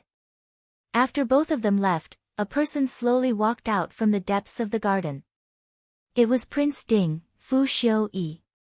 He stood in the garden and it was obvious that he had heard the conversation between Prince Li and Prince Xiang. He looked at the back of the two leaving figures and muttered thoughtfully, Shen Miao. At the top floor of the Lin Jiangxian's pavilion, Ji Yushu finished reading the letter in Gao Yang's hands and burned it in the burning charcoal pile. The news had already spread out and Emperor Wen Hui was also suspicious of the old dog. This time the old dog had lifted a rock to smash his own feet and did not know it himself. Ji Yushu was somewhat rejoicing in others' misfortune. Gao Yang shook his head, it is better to be careful.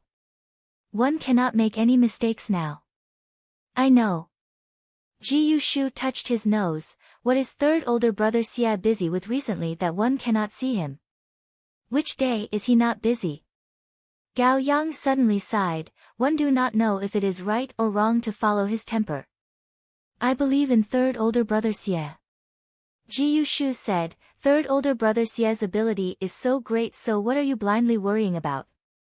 He had planned for so long and even if he could not succeed, it would not be a problem for him to escape unscathed. Gao Yang, you are just thinking too much. You look at our third older brother Xie. Even if there are many things in his heart, he can still live freely. This is what a man should be. Ji Yushu was obviously Xie Jingxing's loyal follower and his words were filled with admiration towards Xie Jingxing. Gao Yang rolled his eyes at him, bootlicker. Who is bootlicker? Moreover, one need to see who the other party is and if it is worth it. He looked at the other in disdain, for example you, even if you kneel down and beg me, I will not do it. Gao Yang smiled gently, is that so? Then don't come to me for medicine in the future. Even if you beg me on your knees, I won't prescribe it for you.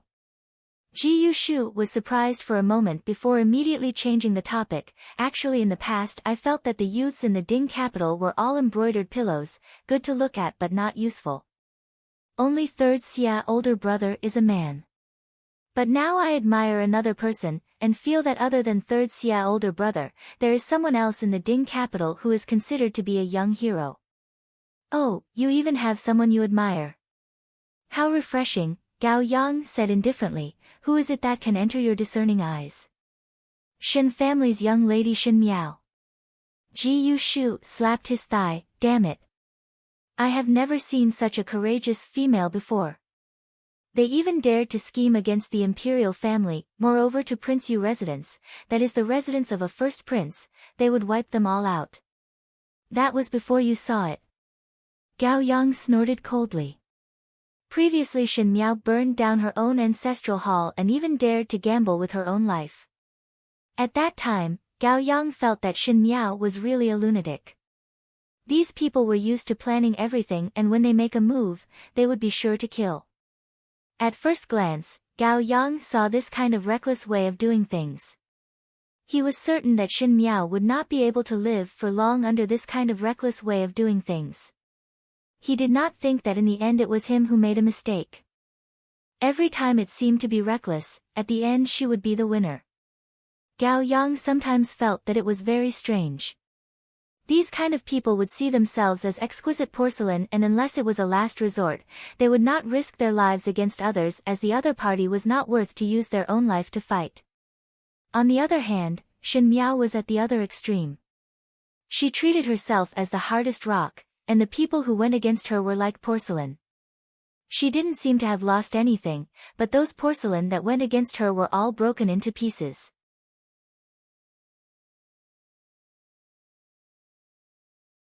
Chapter 2:15.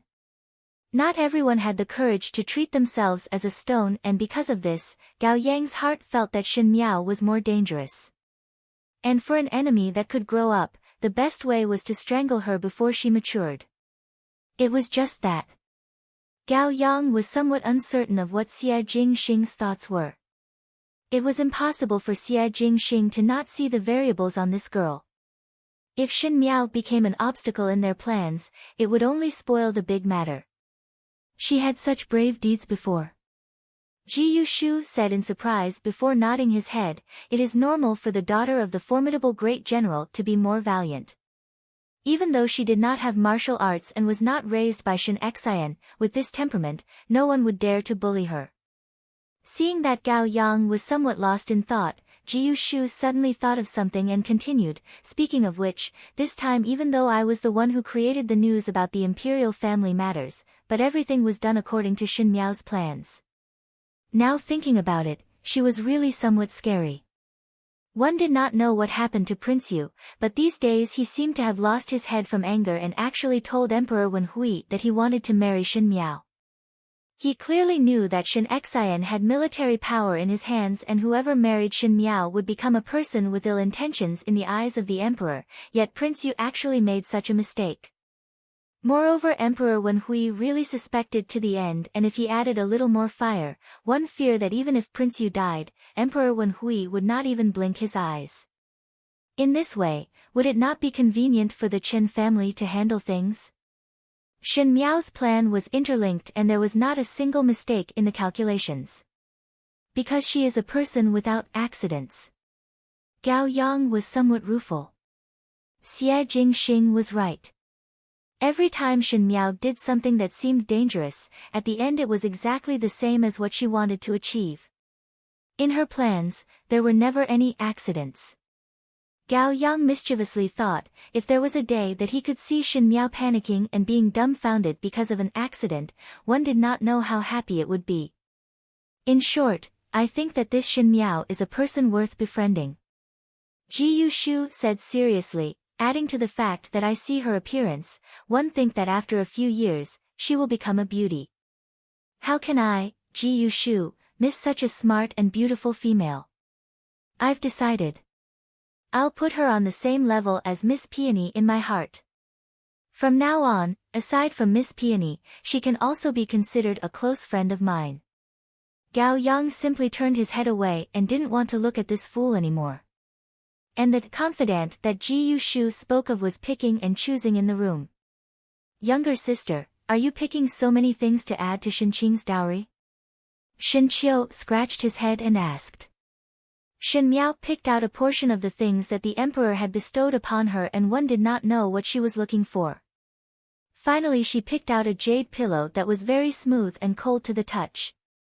Even if it was placed, it would give off a sparkling jade light and was very beautiful. Could it be that younger sister wants to give this to Shenqing? As the day of Shenqing's marriage approached, everyone in the Shen family began to worry about Shenqing's marriage. A few days ago Shen Yu asked Shen Miao what to give to Shenqing as a dowry, and coincidentally Shen Qiu heard it. But seeing that there was no movement from Shen Miao, one thought that she finally remembered the matter today. "This?" Shen Miao picked up the jade pillow and shook her head, "No." "Oh." Shen Qiu asked, "Does younger sister want to use it yourself?" "This jade pillow looks good." Shen Miao's eyes drooped down. This jade pillow was called the ice silkworm pillow. In the previous lifetime when she entered the palace, it was stuffed into her dowry box by Shen Xian. Afterwards she became the Empress and Mei Furen was deeply favored by the Emperor. One day she said that she was not feeling well and had some headaches and insisted on using this pillow. At that time the ice silkworm pillow was given to Wanyu, but Wanyu did not agree and quarreled with Mei Furen, causing the pillow to break. Fu Xiaoyi severely punished Wanyu, and after a while, the news of the Xiongnu's marriage came. Now thinking about it, it was all an old dream, but it still pierced through one's heart. Younger sister. Shen Qiu saw that Shen Miao did not speak and asked worriedly. This is for me to give to others. Shen Miao said, as for eldest sister's dowry, if eldest brother has time, then help me pick one. If eldest brother does not have time, it is the same to let Guyu buy it. Her words were cold to Shen Qing. Oh. Shen Qiu answered slowly. It was only when Shen Miao walked out of the room that he smacked his head, silly. I forgot to ask younger sister who to give the pillow to. Outside the room, Jingzhe also asked, who is young lady giving the pillow to? A friend. Since there would be a need for the Chen family in the future, one must express it. Kindness and small favors, sending charcoal in snowy weather, one would be able to obtain loyal allies. She learnt the art of controlling people bit by bit from Fu Xiaoyi. Calming one's mind was undoubtedly a good thing for the Chen family's younger sister whose mind was in disorder.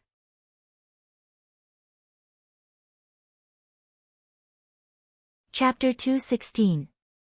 Time flew by and in a blink of an eye it was the 8th day of the 12th lunar month. The 8th day of the 12th lunar month was an auspicious day, suitable for weddings and funerals. It was also the day that Prince Yu residence, which had been silent for many years, would marry a Wangfei. After Prince Yu had been a widower for many years, Prince Yu residence finally welcomed a new mistress. However, everyone knew that this was not something to be happy about. Just like the previous Prince Yu's Wangfei, who knew when this happy event would turn into a funeral. The target that Prince Yu residence was marrying was the D daughter of the Shen family's second household in the Ding capital, Shenqing.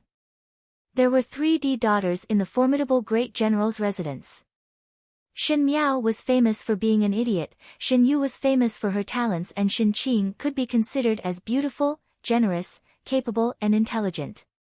In the end, such a good young lady married to Prince Yu of the first rank, which made one unable to help but sigh. That Shen Gui must be crazy. Someone in the crowd that was watching the bustle whispered, isn't this like watching one's daughter jump into the fire pit by herself? Really sinful. What do you know?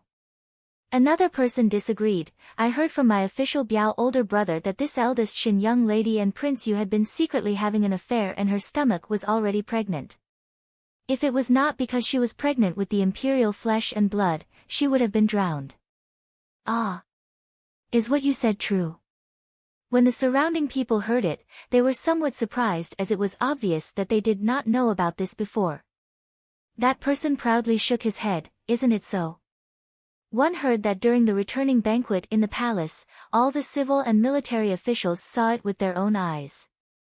So this eldest Shen young lady is not pitiful at all and only has herself to blame. It is indeed so. Getting pregnant before marriage is immoral. Really do not know shame. How could the second household of the Shen family teach such a daughter? General Shen is noble and virtuous, but it is really a disgrace to the family. What does this have to do with General Shen? General Shen is not in the Ding capital all year round and is still a daughter raised by the other 2 households. Everyone were talking at once and their words were filled with disdain towards Shenqing. From the initial sympathy to the subsequent abuse, it seemed that it was just a matter of a short moment. Even Shen Gui and Ren Wanyun were poked in the back. The person in the crowd who had initially said that Shen Qing was pregnant laughed quietly, turned around, and disappeared into the crowd. In the Shen residence, the matchmaker was grooming Shen Qing. Ren Wanyun, who was standing behind Shen Qing, tightly twisted the handkerchief in her hands, wishing that she could tear it into pieces. She had raised her daughter well, but now she had to watch helplessly as Shen Qing jumped into the fire pit. There wasn't a mother who didn't love her children. For Ren Wanyun, all of this was like someone cutting her flesh with a knife. Unlike Ren Wanyun, Chen Qing did not have such strong emotions. She quietly sat on her seat and let the matchmaker handle her. The matchmaker smiled and said, "Eldest young miss, this old woman is going to twist the dough for you. This is a little painful, so eldest young miss should endure it first. After a while, you will be a beautiful bride." It would have been better if she didn't say this, but once she said it, Ren Wanyun only felt pain in her heart and almost fainted. Chen Qing looked at herself in the bronze mirror with a stupefied expression. If it wasn't for her eyes blinking from time to time, people would have thought that she was a lifeless corpse. The matchmaker's heart was somewhat apprehensive when she saw Chen Qing's appearance. She took out a thin cotton thread from the box and started to twist the dough for Chen Qing.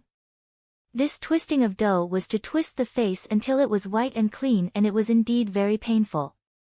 In the past, those eldest young ladies would always shout out a few words of pain. However, when the twisting thread landed on Chen Qing's face, Chen Qing was still expressionless, as if she was dead. "Qing-er." Ren Wanyun could not help but shed tears.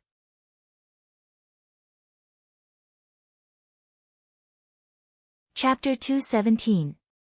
When the matchmaker saw this scene, she saw that the bride not only did not have the joy of a bride, but her entire body was filled with despair, and her heart understood a little. Ji Xiang did not say anything else. She quickly put on her makeup and found an excuse to leave. There was only Ren Wanyun, Shen Qing, and a few maids left in the room. Ren Wanyun's tears could not be stopped no matter what. In just a few short months' time, she had aged like those old matrons. There were many wrinkles on her face, and there were many more white hairs. There was no longer the well-rounded and astute appearance of a noblewoman in the past. "Mother, do not need to worry." It was Shen Qing who opened her mouth first. Her voice was hoarse and there was a strange tone to it. It seemed as if she was crying and laughing at the same time. She said, "Everything that I have suffered today will not be in vain. I will avenge myself. Qing-er, mother has let you down." Ren Wanyun went forward and hugged her. Shen Qing woodenly allowed her to hug her and said in a hoarse voice, "Father and mother are unable to help me. I will take revenge myself." Her tone was gloomy, but everyone could feel the soaring resentment. Shen Gui's cold eyes watching from the side and Ren Wanyun's scruples finally made them helpless in the face of Shen Qing's marriage, and Shen Qing finally hated her own parents. Ren Wanyun's heart was like being struck by lightning when she was hated by her own daughter. However, she knew that for things to come to this step, it was not without her reason. If she did not scheme against Shen Miao in the beginning, if she went out to take a look at that night in Wulong Temple, or if she did not write a letter to Prince Yu to explain that she was swapped, would Shen Qing not have fallen into such a desperate situation? She forced a smile. "Qing-er need not be afraid. Mother swears that mother will definitely take revenge for you. Also, your second older brother will definitely let that little slut's reputation be ruined." In the hall outside of the Shen residence, old Shen Furen sat on the chair in the middle with a calm face. Shen Yuanbo was half lying in her embrace and seemed to be somewhat afraid of the ruthless look on old Shen Furen's face as he obediently dared not move. "Add what dowry?" Old Shen Furen said, "Do such a shameless thing and still have the face to add dowry. Second brother, you raised such a good daughter." Old Shen Furen loved vanity and loved to put on face outside, so this time Shen Qing had such a big matter that could not be hidden from her. Knowing that all the civil and military officials knew about Shen Qing's scandal, old Shen Furen felt that her old face had been thrown away and naturally hated Shen Qing and her mother. Shen Gui quickly complied and wished that he could divorce Ren Wanyun now. When Shen Qiu heard this, his expression was a little strange, as if he wanted to laugh. Most likely old Shen Furen herself had forgotten that she was originally a songstress, and speaking of which, how much better could she be compared to Shen Qing? She was just relying on the fact that she was the old Furen of the Shen family and really thought that she was a pure and noble young lady. Shen Wan did not make a sound, and Chen Roqiu would not take the initiative to pounce on old Shen Furen's anger. As for Shen Xian and Luo Shuiyan, they stood at the same spot, as if they did not hear old Shen Furen's words. After old Shin Furen vented her anger, she said, "The dowry need not be too much. It is not worthwhile to spend my Shin family's money on this kind of girl." When the words were said, the contempt in Luo Shuiyan's eyes increased. Old Shin Furen most favored the first household, and even though she valued males over females, but Shin Qing also grew up in front of old Shin Furen. Obviously knowing that Shin Qing's marriage to Prince Yu residence was a tragic beginning and giving more money would perhaps make Shin Qing live more comfortably, but one did not think that old Shin Furen was so stingy and ruthless. Indeed, she was a prostitute that could not be seen in public. Shin Gui complied again. He had always had the attitude of a filial son. When old Shin Furen saw that he was so obedient, the expression on her face eased up a little and her eyes fell onto Shin Xian. Just as she was about to say something, she suddenly heard Shin Yu exclaim, "Second older brother."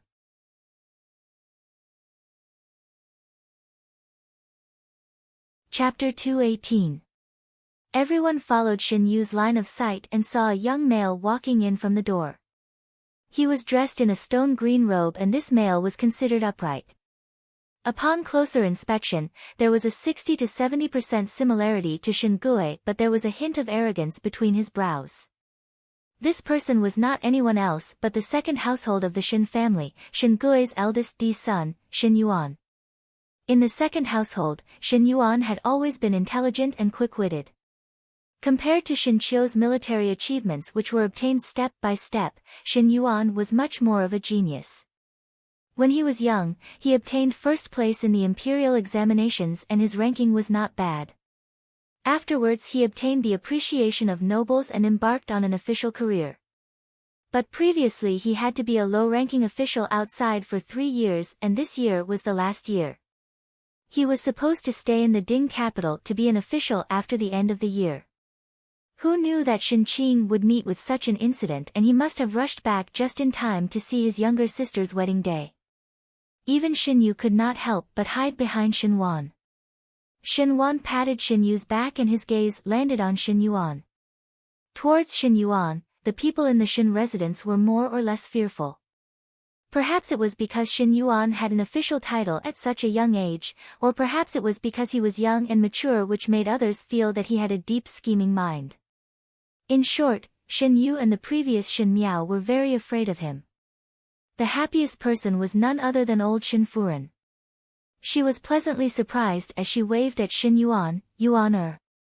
Shin Yuan Bo, who was in old Shin Furen's embrace, also called out crisply, "Second older brother." Shin Yuan then smiled and went forward to greet old Shin Furen and called out, "Grandmother." He then touched Shin Yuan Bo's head. Yuan Bo grew taller again. One fear that Yuan-er had rushed back. Chen Roqiu smiled and said, "One must be tired from the journey. Do you want to take a rest first?" Now that Ren Wanyun was not around, she was the one in charge of the Shin residence and naturally took out the air of a matriarch. Shin Yuan turned his head and looked at Chen Roqiu. One did not know why, but Chen Roqiu's heart sank and a sense of dread arose. After not seeing for a year, Shin Yuan became more and more unfathomable. Chen Roqiu had always been intelligent, and when the children were young, they had tried to trip Shin Yuan up, but Shin Yuan was unexpectedly intelligent, and in the end, the one who suffered was Chen Roqiu. Chen Roqiu thought that Ren Wanyun was fortunate to have given birth to such an intelligent son, so even though she was dissatisfied with the second household, Chen Roqiu did not dare to completely annoy the other. "No need," Shin Yuan said. "I came back this time to see younger sister get married. If we rest now, I'm afraid there won't be enough time." Speaking of Shin Qing, the atmosphere in the room became somewhat awkward and old Shin Furen did not respond. Shin Yuan was not moved in the slightest and his gaze looked towards Shin Qiu's side without any hesitation. The person standing there was Shin Miao. "It's been a while. Fifth sister has changed a lot." He narrowed his eyes. Sure enough, a girl changes 18 times between childhood and womanhood. Fifth sister has changed so much that I can't even recognize her anymore. Shin Miao calmly looked back at him. Shin Yuan's gaze was dark and probing, as if it was a poisonous snake crawling in the mud. unhurriedly entangling with a cold air that made one's blood run cold. She smiled gently, second older brother is still the same. Chen Rochio's gaze paused for a moment and Shin Yu was somewhat rejoicing in others' misfortune. Shin Xian and Luo Shuayan coincidentally frowned at the same time but Shin Qiu smiled and said, not bad. From second younger brother's look, there is no change. This made Shin Yuan to look at Shin Qiu before saying meaningfully, did not think that fifth younger sister and eldest brother's relationship would be so good. Biological siblings, naturally the relationship is good. Shin Miao smiled gently, does second older brother not go and see eldest sister now? One think that it would be in time to add to the dowry.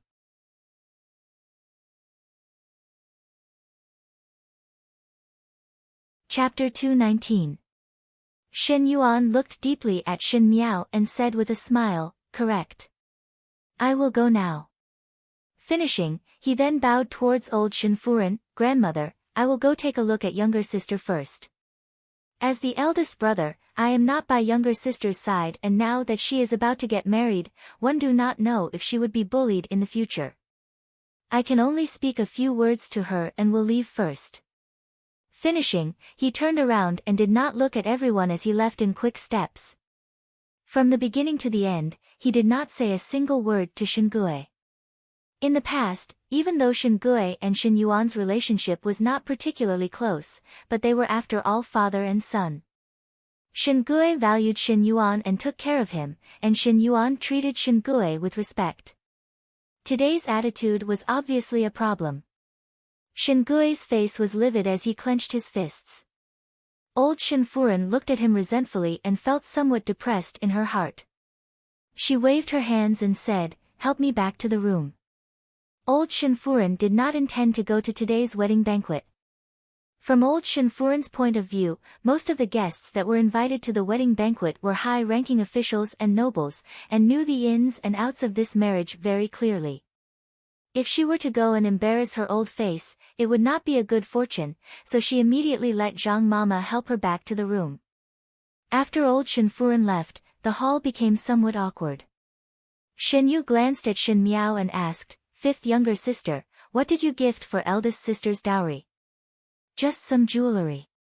Shin Miao said lightly. Shin Yu made an oh sound and saw that she did not want to bother with it. Even though she was angry in her heart, she did not show it on her face in front of Shin Xian and wife, and quietly stood by Chen Rochio's side. Shin Wan looked at Shin Xian, eldest brother, now that Yuaner is back, what should be done?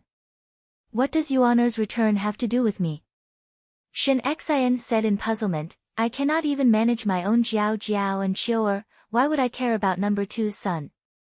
Number 3, your third household is sparse in numbers, if there is nothing, then help number 2.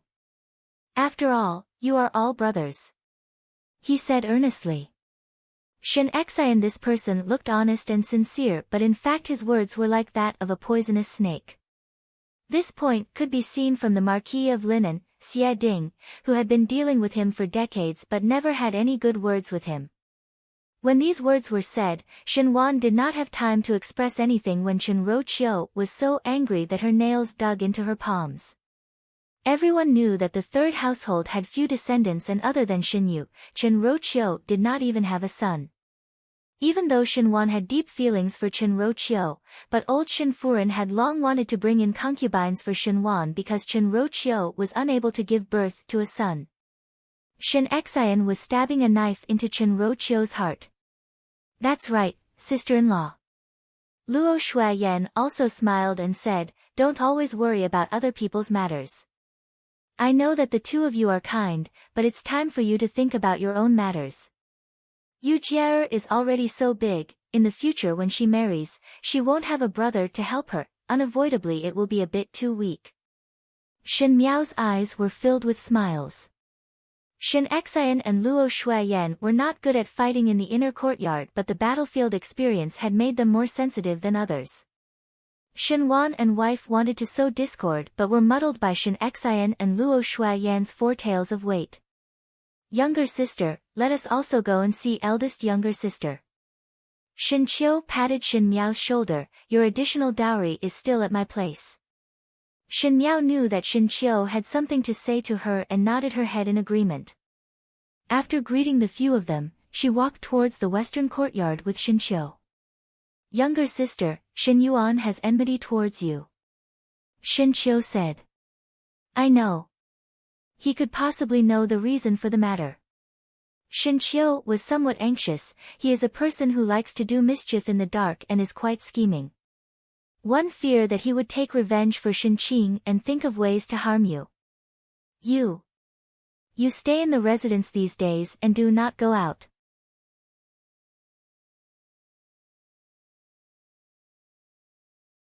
Chapter 220. Shin Qiu had a natural hostility towards Shin Yuan, and this was also an unclear reason. In fact, Shin Yuan and Shin Qiu did not have any grudges, but Shin Qiu just did not see Shin Yuan as an eyesore. Perhaps some people were born to be enemies. Eldest brother, if he really had the intention to harm me, no matter how well I hide, he would be able to think of a way. Moreover, what can he do? Don't worry, since he's such a cautious person, he definitely wouldn't just randomly find someone to kill me. It's definitely a trick. When it came to tricks, who could compare to her, who had already died once? Younger sister, you are still young and do not understand the dangers of some matters.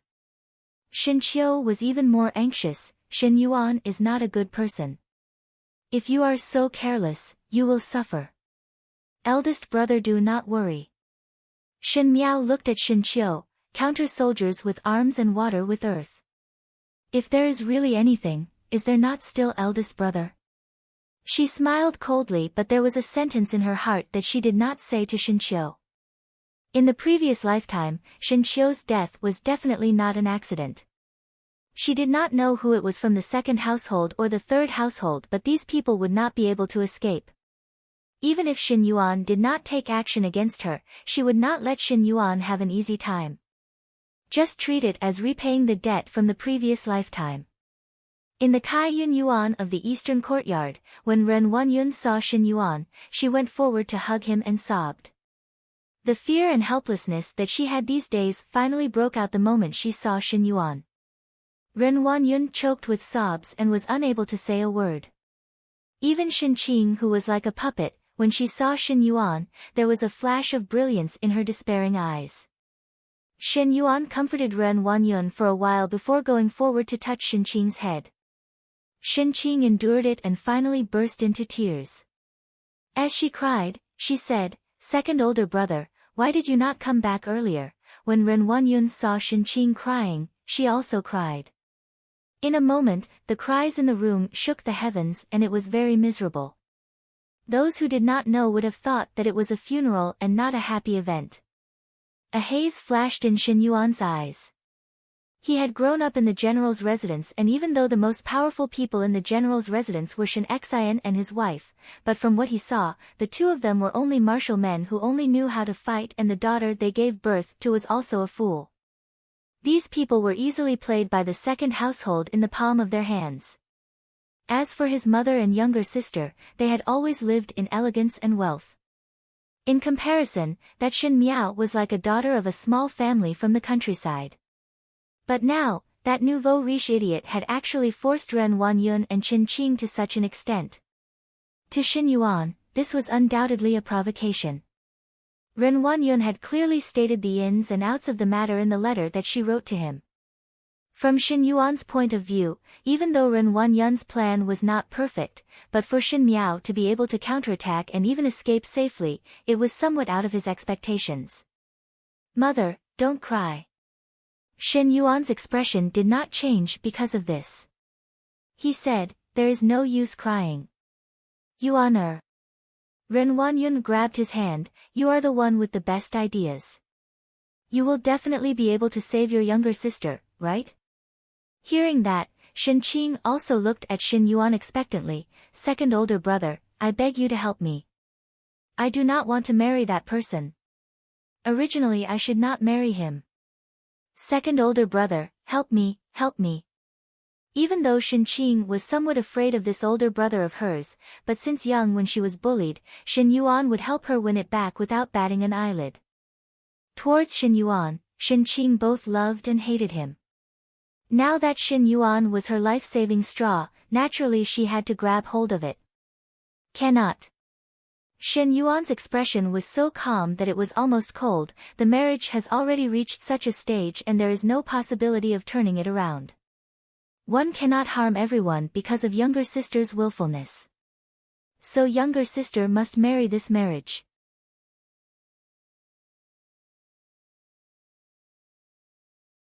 Chapter 221. Just as the words were spoken, Shin Qing collapsed onto the ground and after a pause, she finally cried out in despair. Her actions ruined the makeup she had just put on. Her face was covered in dirt, but she didn't notice it at all. Is there really no other way? Ren Wanyun murmured. Even though there is no way to destroy this marriage, but my Shin Yuan's younger sister would definitely not be schemed against like this. Shin Yuan coldly said, for Shin Miao to become so smart in one night, it is either that there is someone guiding her from behind or she was pretending previously. It would be better if there was someone guiding her, but for her to pretend for more than 10 years, it is just too scary. That little slut seemed to have been possessed. Seeing that the matter was about to succeed, she escaped. Yuana, that slut cannot be left alive. Ren Wanyun gritted her teeth, thinking that everything today is all thanks to that slut. I can't wait to eat her flesh and drink her blood. Currently mother cannot deal with her unscrupulously because of eldest Bo's family. Heard that eldest Bo will be staying in the Ding capital for another half a year so that Shin Miao's backing will be longer. Shin Yuan glanced at Shin Qing. Ren Wanyun's body trembled, but one cannot just let it go like this. Naturally one cannot let it go. Shin Yuan said, in this world, no matter how big the backing is, there will be a day when it falls. Since Shin Miao had a backer, it would be good to let her backer fall. It is also good for eldest Bo's family to stay in the Ding capital.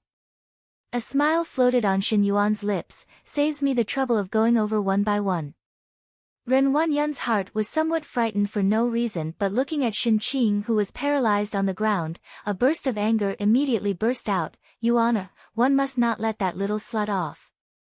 Do not worry. Shin Yuan's gaze was gloomy, to play tricks under my eyelids, I will return the original. Since Shin Miao harmed mother and younger sister, then I will let the first household of the Shin family leave Shin Miao alone. Leaving one person to slowly play, that would be called interesting. He laughed slowly. Shin Qing's bridal makeup had to be redone after all. The matchmaker was surprised to find that this time, Shin Qing's expression was much more lively compared to the previous lifeless one. At the very least, she finally seemed to have some human aura. When Shin Yu and Shin Miao came over to add to the dowry, Shin Qing even smiled at both of them. It was just that Shin Qing's body was somewhat swollen due to her pregnancy. These days, she had been very anxious. Even if she had put on makeup, she still looked old and haggard. Such a smile not only didn't have the loveliness of a young girl, it also looked somewhat strange and terrifying. Big sister, you must take good care of yourself. Shin Yu said with red eyes. Definitely. Shin Qing complied and looked at Shin Miao before speaking in a hoarse voice, I will definitely repay fifth younger sister's kindness to me. Even though he was smiling, the viciousness in his words made Shin Yu could not help but shiver. I'll be waiting. Shin Miao also smiled. The matters after that became natural.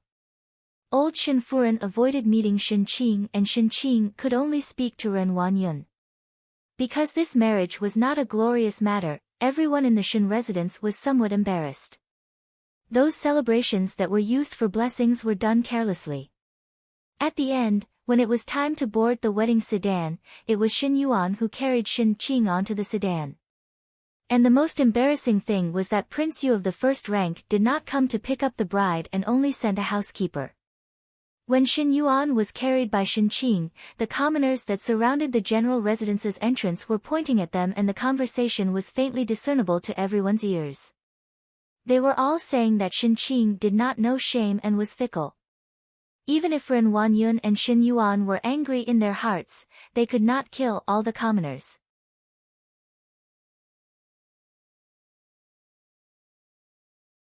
Chapter 222. When the sedan finally left, Xin Yuan returned to the entrance of the Shen residence and stood by Xin Miao's side. Looking at the sedan leaving, he said, "Fifth younger sister seems to be very calm. The one who is marrying is not me, so why would I not be calm?" Shen Miao answered. "Does fifth younger sister know that once Qing'er marries, what will be the future? What will be the future is not something that you and I can decide." Shen Yuan did not seem to have heard Shen Miao's words as he spoke. The matters of the world are ever changing. Sometimes one would be in a dilemma, but one would not know that in the future there would be light at the end of the tunnel. Sometimes one would look at the road in front of them, but one cannot say for sure. His voice suddenly sank. One would be pushing oneself into a dead end. Exactly. Shen Miao smiled. No one can say for sure about the matters of the world. One would have fortune and misfortune at any moment, and one cannot say for sure that there would be no road in front. Shen Yuan finally turned his head and looked at Shen Miao. His pair of eyes looked up and down, making one feel uncomfortable. What made one uncomfortable was his words. "I only found out today that fifth younger sister is an intelligent person." Shen Miao did not comment but heard a loud roar from behind. "Younger sister." Shen Qiu hurriedly ran over and looked at Shen Yuan vigilantly before speaking to Shen Miao. "Younger sister, do not run around. There are many wicked people outside, and one may know a person's face but not their heart. Who knows what kind of wicked moves they would make." Shen Yuan looked at Shen Qiu and smiled again. Eldest brother really knows how to joke. Moreover, fifth younger sister is so intelligent that one feared that no one would be able to scheme against her. As for the saying, one may know a person's face but not their heart, perhaps there might be someone who is more suitable. Shen Qiu sneered. "My younger sister has a pure and kind nature and cannot be compared to those treacherous villains. As her older brother, I naturally have to worry about her from time to time, else those jackals and wolves that have studied would eat her up in one mouthful and she would not even have a place to cry. Younger sister, let us sit in the horse carriage to the residence of the prince of first rank." The people of the Shen family also wanted to follow to the residence of the prince of first rank to participate in the wedding banquet, but Shen Qiu's words had really expressed his distrust of Shen Yuan. Shen Yuan looked at the back view of the two siblings leaving, and a trace of ruthlessness flashed in his eyes. The Shen family's wedding sedan had to travel through more than half of the Ding capital, and it had to go through the most prosperous streets. After all, it was a marriage bestowed by the Empress, so naturally the extravagance had to be grand. Even if everyone knew that this marriage was not honorable, they still wanted to make it known to everyone. On the busiest section of the road, at a seat by the window of the Kuai-Hu building, the white-dressed man was still waving his folding fan as usual, looking out of the window at the mighty wedding procession as if he was watching a show. The wedding procession sprinkled copper coins as they walked, and the commoners who were watching the bustle rushed forward to snatch the coins. It seemed that the procession was in a jubilant mood. However, only the people in the palanquin knew what they were feeling. This marriage of the Shen family is quite extravagant. Ji Yushu played with the silver in his hands and said, "It has been a long time since I have seen such a lively marriage. I wonder if there will be such a grand occasion when I marry Miss Xiaoyao in the future. I'm still thinking about that Miss Peony of yours." Gao Yang looked at him. "Yushu, I remember that you still have a fiancé. Does that fiancé of yours know that you are so attentive to Miss Peony? Already said that it was a joke for a child's marriage. Who knows what she looks like? I will not marry. I only love Miss Peony. If Miss Peony is not good, then the fifth young lady of the Shen family is also not bad." He laughed and looked at the person opposite. "Third older brother Xia, am I right?" Xia Jingxing glanced at him and was too lazy to speak. Gao Yang sneered. "Shen Miao. One fear that you would not have the life to marry." "What? Don't say that other young lady is like a demon. I only value her intelligence, sensitivity, boldness and meticulousness." Ji Yushu was not convinced. Moreover, she looks not bad. Heard that previously she liked that Prince Ding brat. How can a good young lady's eyesight be bad? Can Prince Ding be compared to me? Really? Gao Yang looked at Ji Yushu, you are really good. But this Shin young lady of yours seems to be in trouble. What trouble? Ji Yushu asked. Shin Qing's older brother, Shin Yuan, has returned.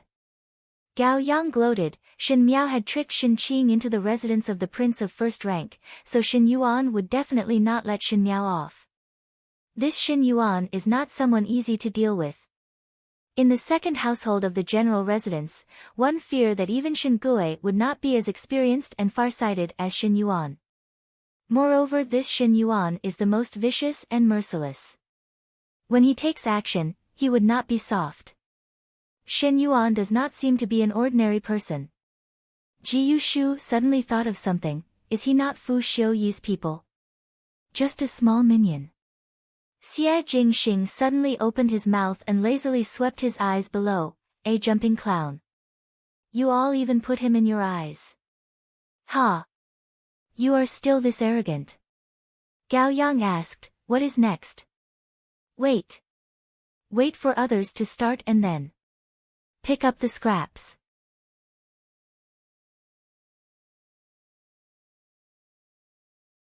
Chapter 223. After the wedding sedan had traversed more than half of the Ding capital, it finally entered the residence of Prince Yu. There were already a number of guests at the entrance of Prince Yu residence. Even though Prince Yu was usually vicious and cruel, he was after all a member of the imperial family and the ministers still had to come. Emperor Wen Hui and the princes did not come, but the palace still sent people over to send gifts. Most likely these days, Emperor Wen Hui's attitude made Prince Yu very dissatisfied. Today when the people from the palace came, they did not express to let the other party drink a cup of wedding wine or express their gratitude. When the eunuch that was sent by the palace saw this scene, he sneered in his heart. Perhaps to others, they were just a bunch of grass eunuchs, but in fact, these people were the closest to the emperor's side. There must be some problems between Emperor Wen Hui and Prince Yu. Prince Yu was still acting like before, but Emperor Wen Hui was no longer as tolerant as before. Today Prince Yu's actions would only make Emperor Wen Hui angrier. After the people from the palace left, Prince Yu then turned his head to instruct the servants to continue welcoming the guests. Today Prince Yu was wearing a bright red wedding robe, and the fabric and embroidery of the robe were undoubtedly very fine. It was just that on his body, one of the trousers was empty and it looked somewhat awkward. And he was born with a somewhat fierce look, but today he had a face full of smiles. One did not know who he was smiling at, but it made the people who saw his smile have a layer of goosebumps. The Shin family had also arrived. Shin Gui and Shin Wan had already gone to find familiar colleagues to chat. Shin Gui had already broken a jar, and since everyone knew about Shin Qing's scandal, it was better to take advantage of the fact that Shin Qing was married into Prince Yu residence and have a marriage relationship with the first prince residence to add some bricks and tiles to his career. As for Shin Wan, there was no need to mention about it. Both of them were ambitious people and naturally would not miss such a good opportunity. Shin Xian and Luo Shuiyan sat at one end as they sat at the bride's maiden home. They looked down on Shin Gui's attitude. On the contrary, Ren Wanyun also came and sat at the side with Shin Yuan. She had carefully made up and covered her red eyes. She was afraid of angering Prince Yu, so she forced a smile, but no matter how one looked at that smile, there was a trace of anger. Shin Yuan did not have any expression, and occasionally his eyes swept across Shin Miao with profound meaning. Shin Qiu noticed Shin Yuan's gaze and would angrily block it back. Luo Shuiyan noticed it and asked thoughtfully, "Brat, what happened between you and Shin Yuan?" Shin Xian and wife did not know of the grudges between Shin Qing and Shin Miao, thus Shin Qiu hemmed and hawed, I do not see eye to eye with him and there is some friction. You are really good. Luo Shuiyan glared at him, to fight with someone who has no martial arts. Shin Qiu, how old are you this year? Shin Qiu looked at Shin Miao for help, but Shin Miao pretended not to know and looked at the teacup without speaking. The guests in this room complimented each other, and it looked quite peaceful. In a blink of an eye, it was the time for Shenqing and Prince Yu to bow to heaven and earth to get married.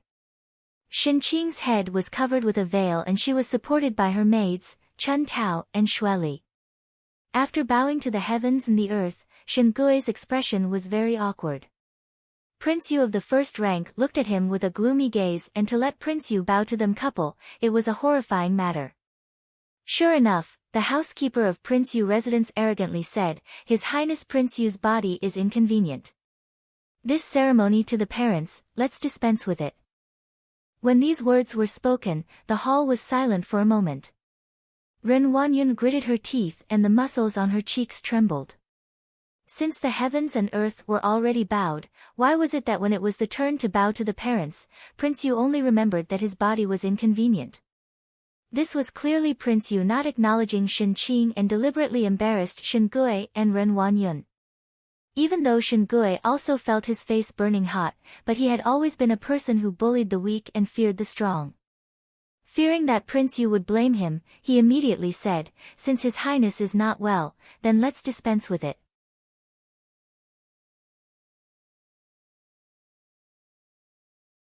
Chapter 224. Some of the younger guests could not help but sneer and did not conceal their laughter, making Ren Wanyun almost rush forward to reason with them. Just as she could not bear it any longer, Shen Yuan suddenly reached out to grab her arm and gently shook his head at her. Only then did Ren Wanyun calm down. Shen Yuan withdrew his hand and his gaze landed on Shen Gui, who was smiling flatteringly in the distance, and there was a moment of haze in his expression. Number 2's actions are too shameful. Luo Shuiyan said in disdain, Allow others to bully one's own daughter like this? I originally thought that he was only greedy for riches and did not think that he would be so insane. Shen Xian shook his head and said in a disappointed tone, How did number 2 become like this? We are doing well but are despised at the same time. Really unlucky. Shen Qiu said unhappily. At the other end, Shen Yu's family were also somewhat ashamed. Even though Shen Wan was also ambitious in his career, he was not as brazen as Shen Gui, and Chen Roqiu held herself to be noble and virtuous because she was from a scholarly family. After all, they were all Shen family, and Shen Gui's attitude made them feel ashamed. After Prince Yu humiliated Shen Gui, he seemed to be very satisfied with everyone's disdain towards the Shen family.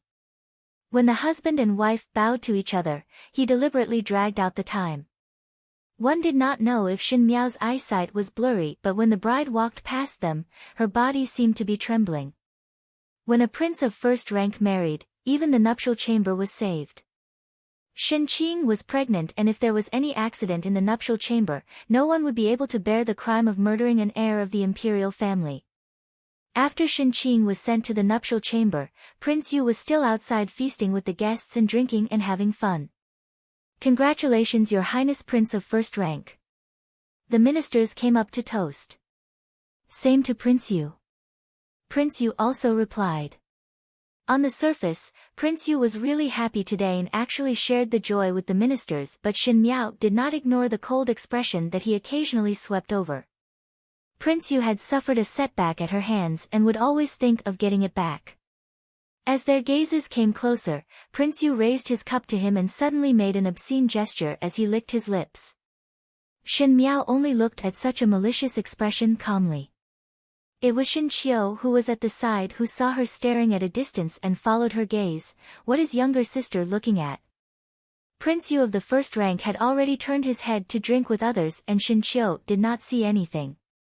Shen Miao stood up. It is somewhat stuffy and I will go to the door to breathe. I'll go with you, Shen Qiu quickly said. No need. With Mo Qing and the rest guarding outside, I will not go far and will be at the door. Shen Miao rejected him and got up to leave the table.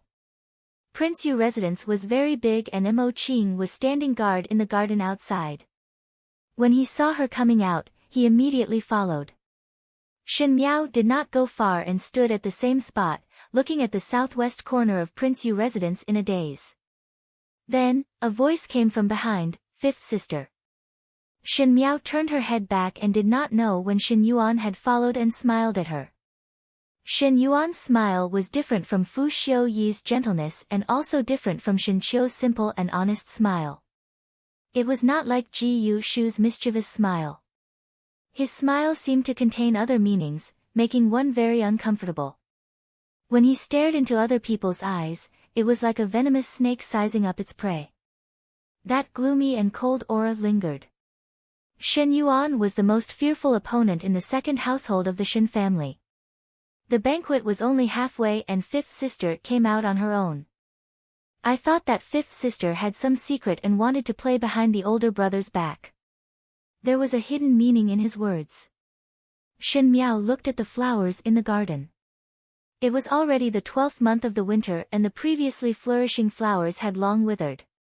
The branches were bare and there was nothing left, only the heavy snow on the branches, giving off a cold and desolate feeling. She said, "Then why did second older brother follow out? To peep at my secret?"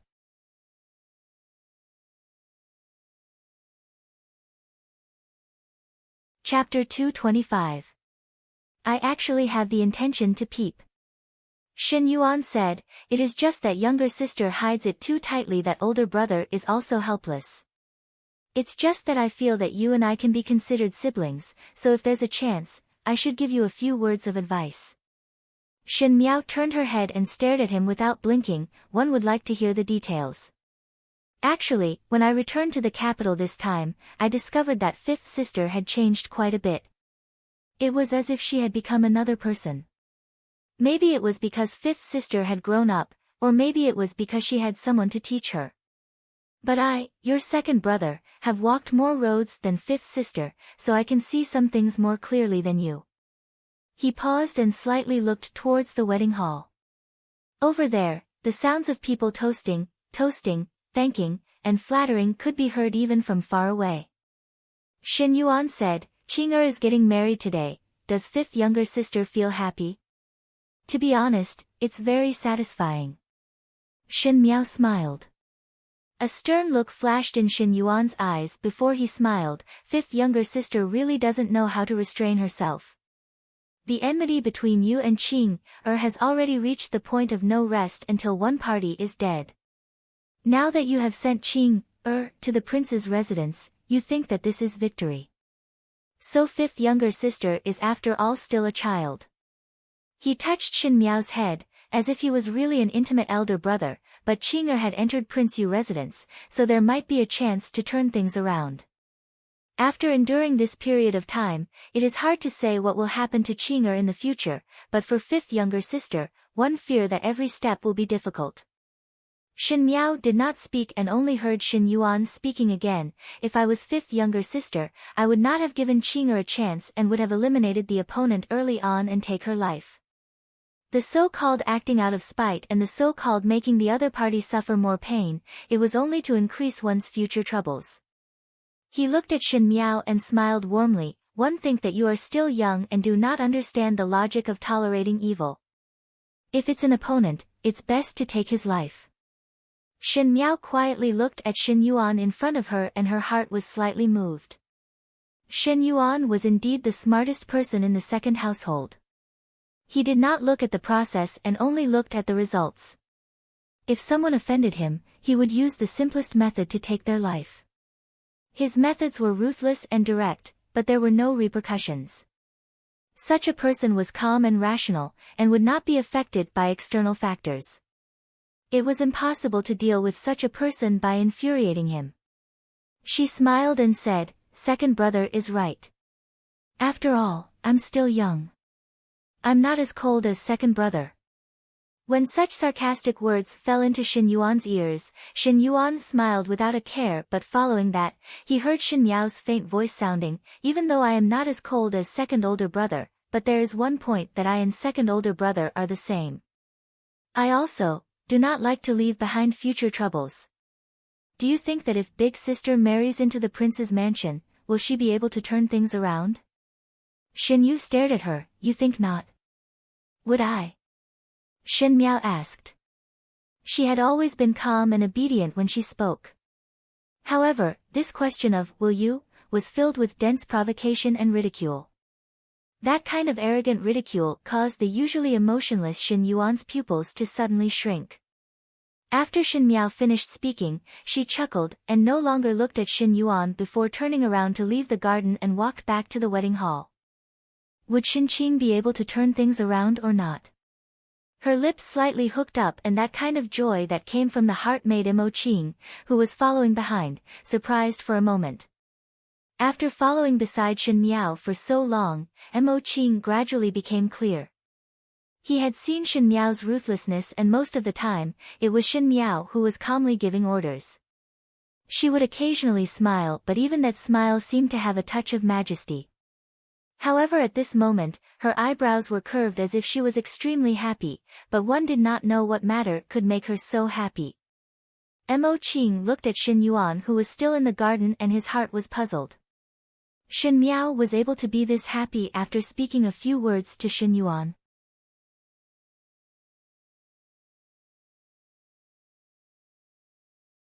Chapter 226. No matter how grand the banquet was, there would eventually be a time for it to disperse.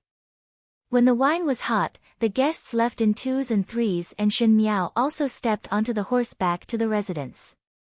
On the horse, Luo Shuiyan remained silent.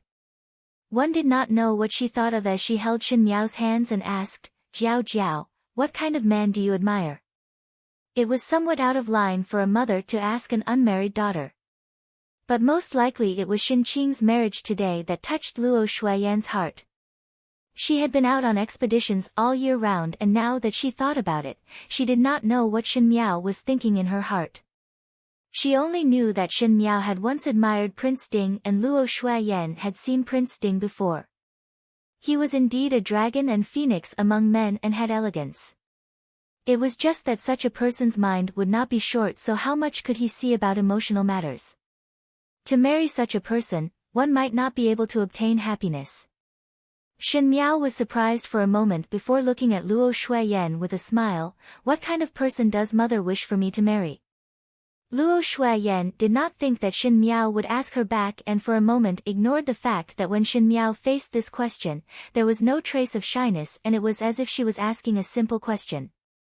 Luo Shuiyan thought about it before saying, "Mother hopes that you can marry a person of upright character.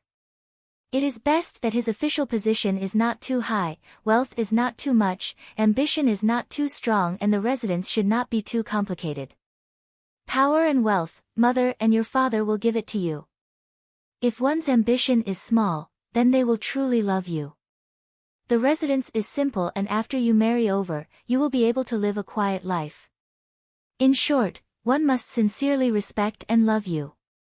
Shin Miao's eyes drooped down as she smiled. Luo Shuiyan and Shin Xian's hope did not seem to have changed. They hoped that Shin Miao could marry an ordinary person, and the most request was nothing more than to love and love her. Unfortunately, her heart was blinded by lard in her previous life. There were thousands of males in the world, but she chose the one that did not love her the most. But Luo Shuiyan also smiled as she spoke. "Mother knows that young ladies like you all would not love this kind of person the most. Most likely what you all like are those people that can be seen in a crowd. When mother was at your age, she also loved those young and handsome heroes, but after marrying your father, mother did not regret it. As such, I will listen to mother," Shin Miao softly said. Luo Shuiyan was stunned. "What?" Shin Miao looked at her and said word by word, "Isn't it mother's hope to marry an ordinary person who can love and respect me? In this way, when I'm of marriageable age in the future, I'll marry someone like him." Luo Shuiyan held Shin Miao's hand, and her heart suddenly felt strange. The young girl in front of him had an obedient appearance and a docile temperament. She was a completely different person from the rebellious and willful past. Whatever she said, Shin Miao would agree to it. One should be very happy to have such an obedient daughter, but one did not know why Luo Shuiyan was not happy at all. It was as if the face in front of him should not have such a docile expression. She should be a little more arrogant, a little more rebellious, a little more lively, and not so submissive and calm as she was now. It made people feel inexplicably sad. Luo Shuayan pulled Shen Miao into her embrace and whispered, "Even so, at your age, it is not too much to like any kind of person. Mother knows that anyone who can be placed in our Jiao Jiao's heart must be a good person. Our Jiao Jiao is so good, so he will definitely love and respect Jiao Jiao. If Jiao Jiao likes him, even if he is not an ordinary person, as long as he treats Jiao Jiao well, mother will not stop you." Shen Miao buried her head in Luo Shuayan's embrace and her voice was so soft that it could not be heard, thanking mother.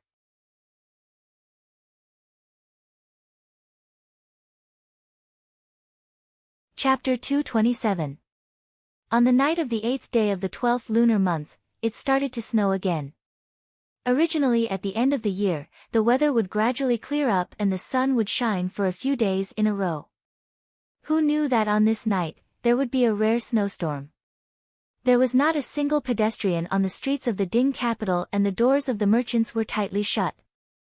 One could only see the biting cold northern wind blowing large pieces of coarse snowflakes in the air. In front of Prince Yu residence in the Ding capital, the red lanterns that were hung were swaying from the wind and the colorful fireworks that were set off at the entrance had long been covered by the snowflakes. As for the two bright red happiness words that were pasted at the entrance, half of it was torn away by the wind and the remaining half was full of potholes, looking somewhat strange. The two guards that were guarding outside also drank the wedding wine today and were somewhat drunk. One of them was holding a wine gourd in his hand and smiled, did not think that there would be a day where another Wang Fei would come to our prince residence. That year I did not think that there would be someone who would marry their daughter in. Hey, you are not talking nonsense.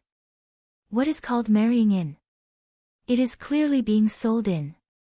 So what if it is a Wang Fei? The person who spoke looked inside and shook his head, one do not know how long she can live. Perhaps both of us can benefit from it. The former chuckled and his words were filled with malice. That is pregnant with His Highness Prince of First Rank's child. If you do not want to live, then go. The other person said. There was a chi sound that was somewhat vague in the snowstorm. The person who was holding the wine gourd asked, just now there seemed to be a sound. Did you hear it? What sound? The latter waved his hands in a drunken state, the sound of the wind. Do not be alarmed. Today is Prince Yu's joyous occasion. It is best that nothing goes wrong. That person's drunkenness was slightly awakened and he stood up straight. He turned his head to look at his side but did not see anything. Worry blindly. The other guard laughed at him. What place is this? Prince Yu residence. Whoever dares to come here and behave atrociously, must be tired of living. Do not think too much.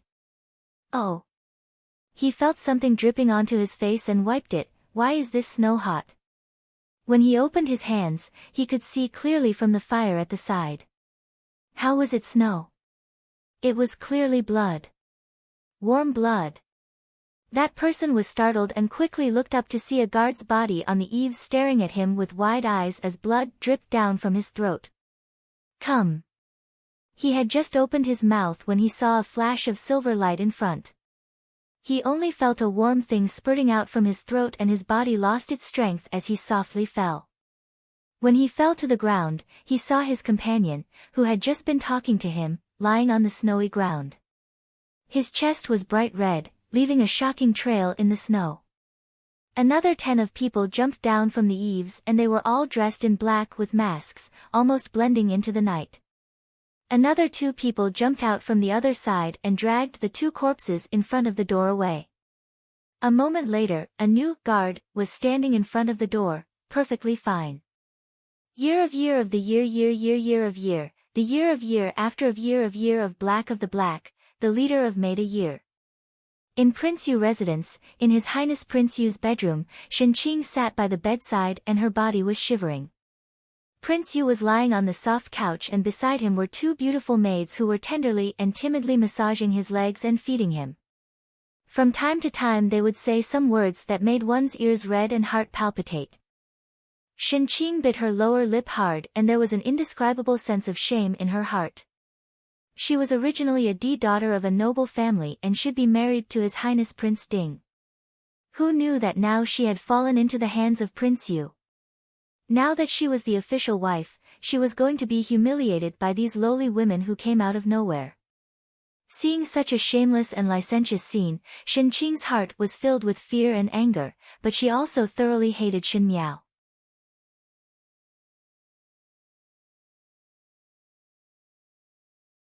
Chapter 228. You should be glad that you are pregnant with this prince's child.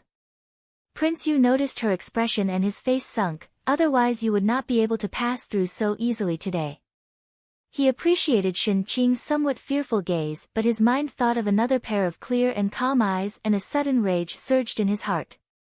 Prince Yu looked at Shen Qing and slowly said, "However, after you give birth to this prince's child, this prince will not treat you badly. There are many guards in this prince's residence, and these guards went through fire and water for this prince. Since you are this prince's wife, you should also help this prince to comfort them." Shen Qing's mind buzzed and she almost fainted. The horror in Prince Yu's words made her think of the future, and she did not even have the courage to live on. "Oh, this prince will definitely treat you well." The gentler Prince Yu's tone was, the more fanatical his eyes were. Even the two maids in front of him were trembling. Tremble for what? Prince Yu suddenly frowned unhappily and was about to speak when the maid on the left suddenly staggered and fell onto Prince Yu's body. A pair of jade arms just happened to hug Prince Yu's head in her arms. Before Prince Yu could react, the other maid suddenly pulled out a hairpin from her head and pierced it into Prince Yu's throat. Prince Yu of the first rank screamed, but he was not someone to be trifled with. With a hung sound, the two maids were thrown onto the ground by him. He also had martial arts skills, and this move was very ruthless. The two maids struggled on the ground for a few times and were no longer breathing. Shen Qing, who was at the side, was already dumbstruck and hid under the table in a panic. Prince Yu pulled out the hairpin from his throat. Even though the hairpin was not deeply inserted, there was still a lot of blood. Prince Yu of the first rank scolded and shouted loudly, "Guards! Guards!" A guard quickly answered and came in. Prince Yu kicked the two corpses on the ground. "What plaything is this? Check who it is." "Yes." That guard bowed his head, and when Prince Yu turned his head back, he heard a "chi" sound. He lowered his head and saw a silver knife with blood stains on his chest. It passed right through his chest. Just now the guard pulled out his sword and Prince Yu's body was unsteady. He seemed to want to call for help, but after a few steps, he fell down with a dong sound. The tip of the saber shone brightly, reflecting the large bloodstains. His technique was extremely skillful, as if he was slaughtering a pig or sheep, killing with a single slash without any unnecessary movements. The guard glanced at Prince Yu's corpse and then looked at Shen Qing, who was hiding under the table shivering. "You are Shen Qing?" "Yes, warrior." "Are you sent by second brother to save me?" Shen Qing's eyes lit up as she looked at the other party. The guard didn't say anything and turned around to leave. Shen Qing had some doubts in her heart and wanted to go out, but after thinking about it, she was finally afraid of facing Prince Yu's corpse in the room. She took some gold and silver from the table and wrapped it in a cloth and was about to leave. As soon as he opened the door, he almost tripped. Under the dim light of the lantern, the corpses of the guards lying in front of the door were especially shocking. "Ah!" Shen Qing cried out in alarm and looked outside. In the darkness, there seemed to be a solemn figure quickly passing through, and the heavy sound of falling to the ground sounded. Every sound made one's heart turn colder. The residence of Prince Yu was like a gloomy hell. The snowstorm made one unable to see the situation outside, but the thick smell of blood was like a big net, firmly covering one's head. It seemed that even the snow had turned into a scarlet red. Western Garden of the Shen residence. Bai Lu closed the windows again and said, "The snowstorm outside is really big. The windows have been blown open several times. It is quite scary." "Exactly." Shuangjiang smiled, heard from the elders that this kind of weather is the heavens wanting to punish those sinners. It seems that this time the sinner must have committed a very big mistake. Such a big snowstorm had not been encountered for many years. What is young lady looking at? Jingzhe asked, are you still thinking about the wedding banquet? Ever since returning to the residence in the evening, Shen Miao had been sitting in front of the table. One did not know what she was thinking about as she sat there until the sky turned dark. One did not know why, but Jingzhe felt that Shen Miao seemed to be waiting for something. What was she waiting for? Shen Miao shook her head. Continue watching. Watch? Gu Yu and Jingzhe looked at each other in dismay. It was pitch black outside and nothing could be seen clearly. What could Shen Miao see? Shen Miao's eyes drooped down. The lights in the room were tranquil and the snowstorm was killing outside. In one night, how many people died in the Yellow Springs? Shen Yuan was right. She never left a way out for herself, so she would not leave a way out for others. Slender fingers unhurriedly tapped on the edge of the table, as if it was a melodious rhythm that made one think of the strange ballads sung by the sinful women in the cold palace. What ballad was being sung? It was sung that good and evil would eventually be repaid and the heavenly way would reincarnate.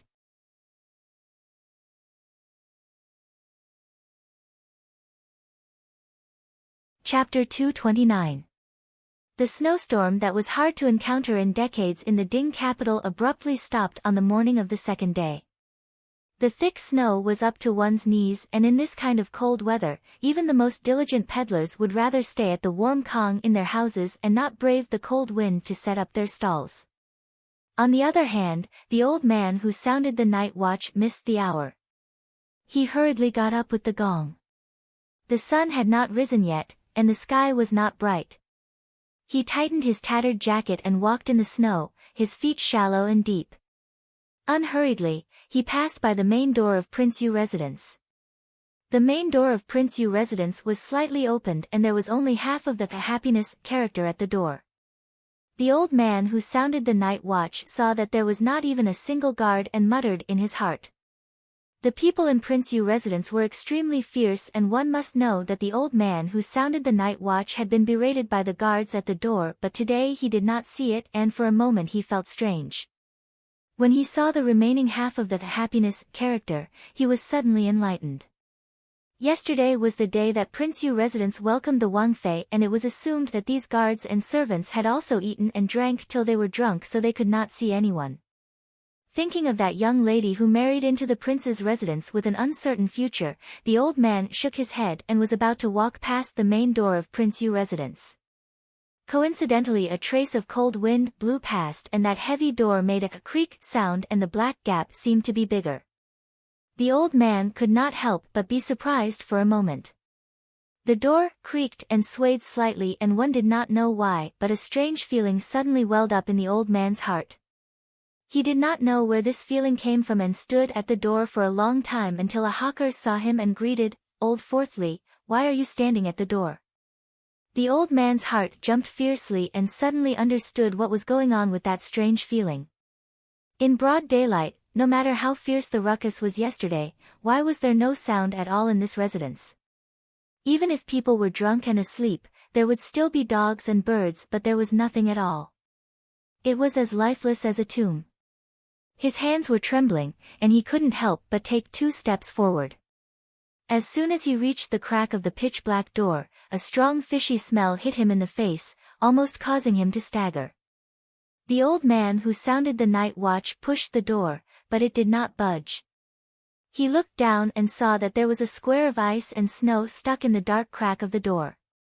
It was probably because the snow from last night had accumulated into a block and was stuck at the door. The old man who sounded the night watch widened his eyes and took 2 steps back. Suddenly, he let out a blood-curdling scream, causing the people on both sides of the street to look in his direction.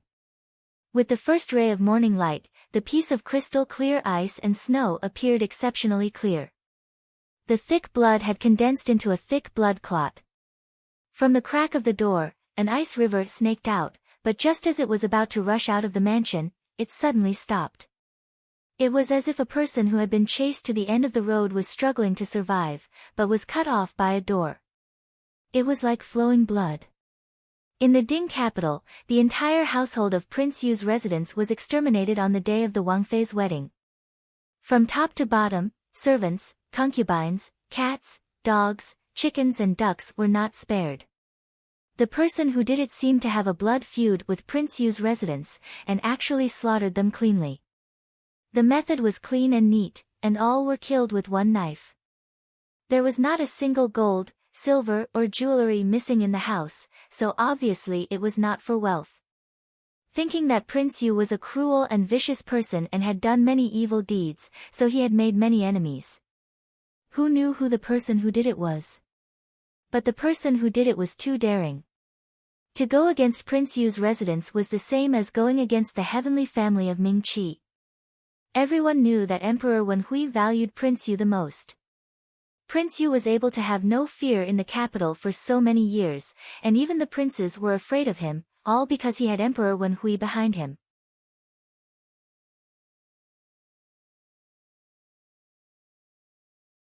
Chapter 230. But this time it was out of everyone's expectations. Emperor Wenhui actually did not give any order to arrest the murderer, and there was not even a reward. He only instructed the officials to investigate the matter and handed the matter over to the Ding capital's administrator. The Ding capital's administrator was still able to handle matters, but as for investigating a case, it was just sloppy. Emperor Wenhui's action was obviously because he did not want to waste too much energy on the extermination of Prince Yu's household. Some intelligent people could see the knack of it.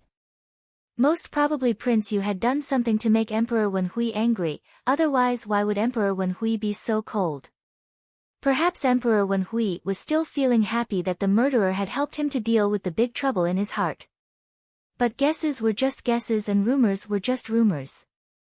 With the passing of word of mouth, some deviated further from the truth while some were infinitely close to the truth. In the extermination of Prince Yu's household, there was one person who survived. This person was not someone else but Prince Yu's consort Xinqing, who married into Prince Yu's residence yesterday.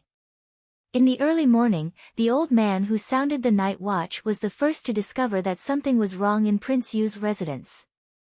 At that time there were many pedestrians on the streets and those who were braver rushed into Prince Yu's residence.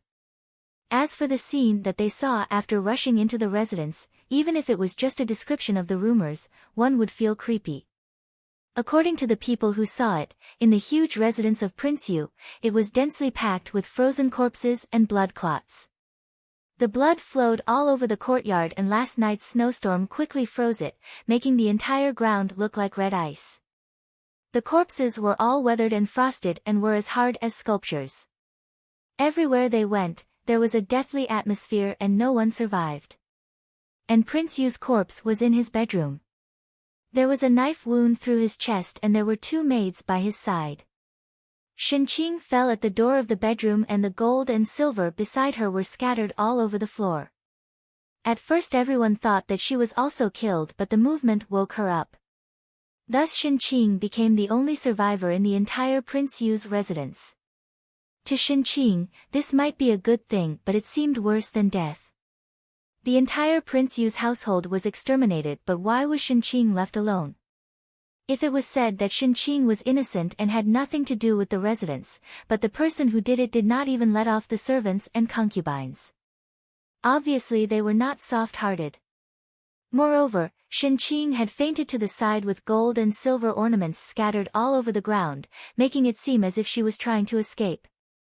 The most important thing was that other than the stab wound on Prince Yu's chest, there were traces of a woman's hairpin piercing his neck. Xinqing, who had just married into the prince's mansion, was the most suspicious. The numerous suspicious points made Xinqing become the target of public criticism. Even if she had 9 mouths, she wouldn't be able to clear her name. There was no other way. Who asked the entire Prince Yu residence to die, but she was still alive?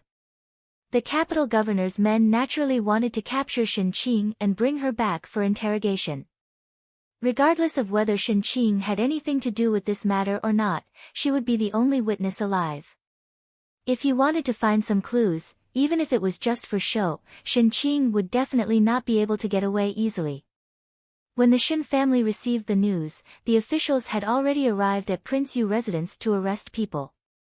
When Ren Wanyun learned of the matter, she fainted on the spot, and it was Shin Gui and Shin Yuan who quickly packed up their itinerary and headed out. Yuan, where do we go now? When Shin Gui faced his own son, he was still somewhat undecided. He knew that no matter if it was true or not, Shin Qing was already involved in this matter. Even though Emperor Wen Hui did not show any anger towards this matter, but accompanying a monarch was like accompanying a tiger. Who knew what Emperor Wen Hui's real thoughts were? If in the future this matter was used to vent his anger on him, it would be detrimental to his career. Shin Yuan coldly said, "Go and find the capital governor.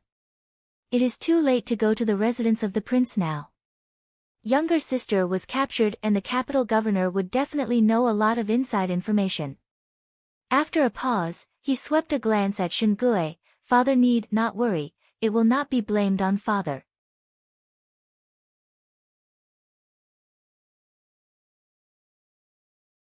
Chapter 231. Shin Gui heard Shin Yuan's sarcasm and felt slightly annoyed, but it was not good to say anything. He could only pretend that he did not hear Shin Yuan's meaning and said, "Since it is so, quickly leave."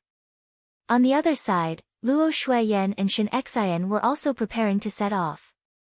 "Chiu, make a trip to the prince's mansion." Right now, Lao Er had gone to the patrol office, while Lao San had entered the palace to gather information. Someone had to pay attention to the prince's residence. "Your father and I will go to the palace first. This matter is very important. If spies sneak into the city, it will be bad." Luo Shuiyan instructed Shin Qiu, "Go and negotiate with the prince's residence and investigate the people of my Shin family that died. Return and send money as compensation." "Don't worry, mother. Leave it to me." Shin Qiu readily agreed. After Shin Xian and wife left, Shin Qiu tidied up his clothes and prepared to go out, but suddenly he heard Shin Miao's voice from behind, "Eldest brother." "Younger sister." Shin Qiu was surprised and turned around to ask, "Younger sister is not staying in the house but coming out for?" "Eldest brother is going to the residence of the prince of first rank?" Shin Miao asked. "That's right," Shin Xian replied. "I still have some matters to attend to. I'll be back soon after I'm done with them." Shin Miao looked at him and said, "Eldest brother, bring me along." Shin Xian was startled for a moment before shaking his head and said seriously, "Younger sister, I know that you have a deep grudge with Prince Yu residence, and now that Prince Yu residence has fallen into such a state, honestly speaking, I also feel that they only have themselves to blame. If you want to personally see their end, eldest brother will do it for you, and it is not worthwhile to personally make a trip over." Shin Miao smiled, "I just want to take a look. There's really nothing to see." Shin Qiu deliberately scared her, "I heard that those people died miserably last night. All of them were cut open and the blood had accumulated a few feet. I'm afraid he died a wronged death, and his soul is still in the mansion. If a little girl like you goes, you'll see a ghost." Even though everyone in Prince Yu residence died miserably, it was not as horrifying as what Shin Qiu said. Shin Qiu also wanted to scare Shin Miao, as he really did not wish for Shin Miao to see those bloody scenes. How could a pampered lady of an official's family see a scene of death? However, after he said those words, Shin Miao, who was opposite him, still did not have any expression. It was as if he was talking about an ordinary scene. Shin Miao even laughed. As a daughter of a military family, if one were to be frightened by a mere ghost, wouldn't one be looked down upon by others? Could it be that Big Brother is also afraid of seeing dead people on the battlefield? Of course not. Shin Qiu immediately said, but when the words came out, he knew that he had said the wrong thing and saw Shin Miao looking at him calmly. Since that is the case, there is nothing to be afraid of. "Eldest brother, bring me along." "No. Younger sister, why did you go to Prince Yu residence?" Shin Xian said awkwardly, "There is really nothing there. I'm just going to take a look." "Big brother, you don't have to worry about me. It's just like you said, there are government officials guarding outside, so there won't be any danger. There won't be any trouble if you bring me along." Shin Miao said every word extremely firmly. Shen Qiu discovered from Shen Miao's recent few matters that Shen Miao had her own ideas and her temper was very stubborn. Once she had decided on something, even 10 bulls would not be able to pull her back. Even if he did not let her go today, one day she would still secretly go behind his back. It was better to have him as a companion today as it would be safer. All right. Shen Qiu stared at her. Do not wander around after reaching the prince's residence. I will let Mo Qing follow you. If there is anything wrong, immediately shout for me. Shen Miao smiled, all right. In just one night, Prince Yu's residence seemed to have changed its face. The inside and outside had changed into two different things. Yesterday it was still filled with guests and laughter. One could even see the endless stream of horses and carriages in front of the door and the guests talking and laughing. Now the vermilion door was covered with white seals and the guards at the door had a dignified expression, fearing that there would suddenly be some vicious means.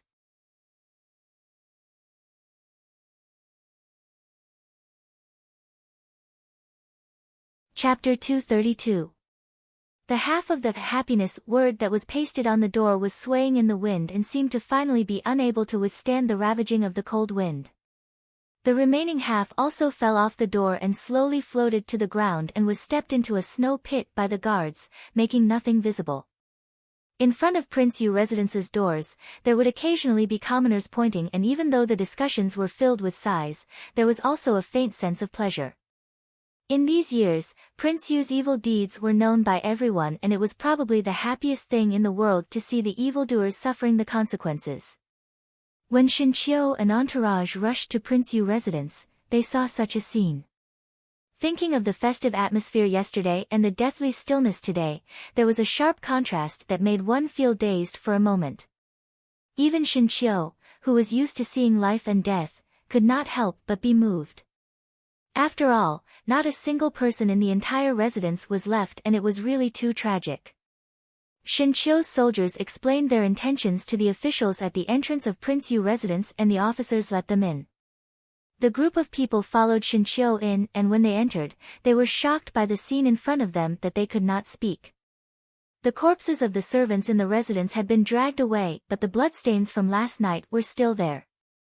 The bloodstains had turned into ice and looked very scary at one glance, as if the entire residence was scarlet red. Even after a night of snow, it was unable to cover up the thick smell of blood. Through the scarlet red ground, it was as if one could see the tragic massacre in yesterday's snowy night and one could even hear the cries of despair in the dark night. The soldiers were somewhat frightened and Shen Qiu also frowned tightly.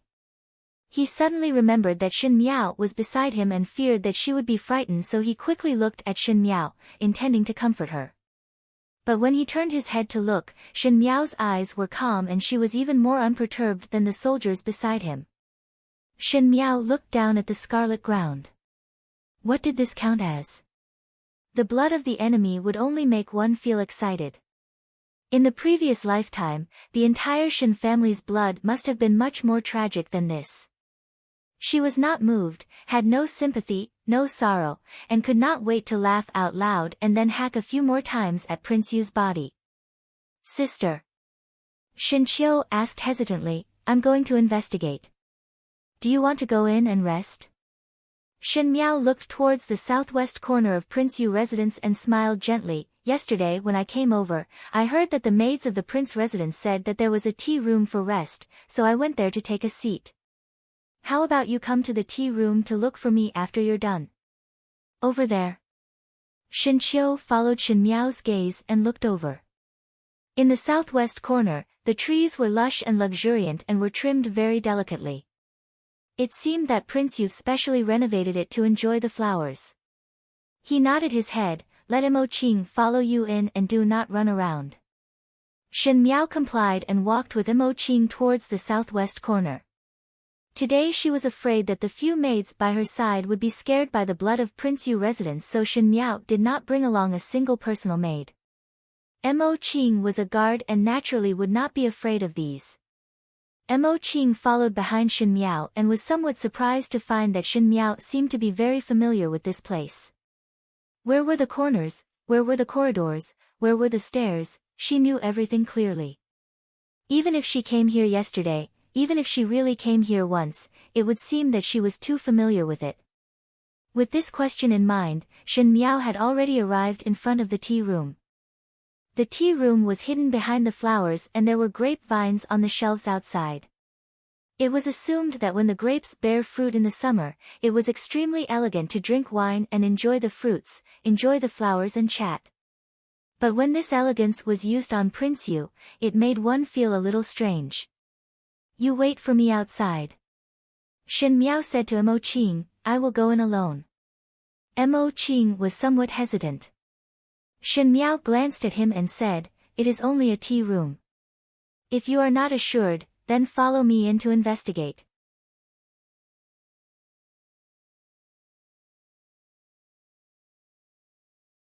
Chapter 233. Mo Qing immediately cupped his hands, yes. Finishing, he took the lead to walk in with his sword. Shen Miao looked at Mo Qing's back view and was in a trance for a moment. In the past and present life, no matter what identity, Mo Qing seemed to be this cautious and loyal. The tea room was very big and was divided into 3 levels by a screen. Each level was extremely extravagant and different from the elegance outside, it was more like the style of the palace. Mo Qing carefully checked and confirmed that there were no assassins hidden inside before cupping his hands towards Shen Miao. Young lady can just call Mo Qing if there is anything. Mo Qing will guard outside. Finishing, he walked out. After Mo Qing left, Shen Miao walked to the table in front of the tea room. On the table, there was a blue and white tea set with a good glaze. It seemed that she had seen it before in the palace. Shen Miao swept a glance and walked past it. She walked past the first screen and the second screen and came to the 3rd level of the tea room. On the 3rd level of the tea room, the walls were filled with paintings and calligraphy. Looking carefully, there was no lack of famous inscriptions on the paintings, and this room that was filled with paintings and calligraphy would be worth 1,000 gold. Shen Miao looked at the paintings one by one as if she was appreciating them, but when she walked in front of a painting, her footsteps stopped. That was a painting of a night banquet, and it was from the hands of the great calligrapher Lu Yuan of the previous dynasty. The painting recorded the grand occasion of the night banquet in the residence of the officials of the previous dynasty. The maids were beautiful, the wine and food were delicious and the guests were happy. The characters were lifelike and the brush strokes were all exquisite and the colors were bright. In the wall full of paintings, it did not seem outstanding, but Shen Miao looked at it in a trance, as if she was attracted by the scene in the painting. She stared at the painting of the night banquet for a long time, and after a moment, she finally reached out her hand and slowly touched the painting. She touched it very carefully until she touched the main character of the night banquet, the lapel of the pot-bellied official. The lapel was also very exquisite, and even if it was a painting, when one touched it, one could feel the buttons of the lapel. In fact, Shen Miao did feel it. The slightly protruding feeling of her fingertips was different from the rough feeling of the paper. When Shen Miao pressed down, there was a slight ka sound. Accompanied by a slight sound, the wall in front of him that was full of paintings and calligraphy suddenly split in half. It was actually something that looked like a secret room. Looking from the outside, he could only see a long corridor that was lit up by torches, making it look exceptionally bright. Shen Miao heaved a sigh of relief. Without hesitation, she lifted her skirt and walked in. In the innermost part of the secret chamber was a coffin. The lid of the coffin had already been opened, revealing the contents inside. It was empty, and there were 2 people standing in front of the coffin. One was dressed in purple while the other was dressed in snow white. They were Xie Jingxing and Gao Yang. Xie Jingxing held a bright yellow cloth bag in his hand. It was unknown what was in the bag, but it looked heavy. Gao Yang smiled. Prince Yu, that old dog actually hid the thing here. If it was not for the Chen family's massacre last night, one feared that we would have to go through a lot of trouble to find this thing. So one only need to wait to pick up the scraps. Xie Jingxing said, then look around to see if there is anything else. Gao Yang answered and looked around at the same time. Speaking of which, that old dog Yu did not even leave a guard here. This place must be very secretive, and one fear that other than him, no one else would know about it. The Fu family are overly suspicious. Xie Jingxing lazily said, if it was you, would you not hide it? Naturally I would hide it. Gao Yang gently waved his fan and smiled in an extremely cultured and refined manner, but the words that came out of his mouth were very scary. If I was that old dog you, if someone found this place, no matter who it was, even if they did not know the secret, as long as they found out about this secret chamber, one fear that they would kill to silence them. Only dead people can keep secrets. That old dog you did this very well.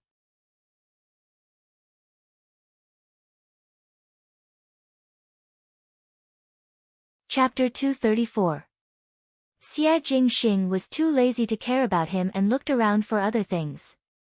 At the same time, Shen Miao was holding a torch and quietly walking in the dark secret passage. Compared to her usual slow pace, this time she was walking in a much more urgent manner. There was no other reason other than she did not know when Shen Qiu would come over, and before Shen Qiu came over, she had to get that thing. This secret chamber of Prince Yu residence was discovered by Fu Xiu-yi in the beginning. She had inadvertently overheard the conversation between Fu Xiu-yi and Pei Lang. At that time Pei Lang copied a picture of Lu Yuan's night banquet and told Fu Xiu-yi that the mechanism of the secret chamber of Prince Yu residence was on the lapel of the main character of the night banquet. At that time Pei Lang also said, the thing is in the secret chamber and your majesty can explore it. Shen Miao did not know what the thing was, but at that time, listening to Pei Lang and Fu Xiuyi's tone, that thing should be very important to Fu Xiuyi.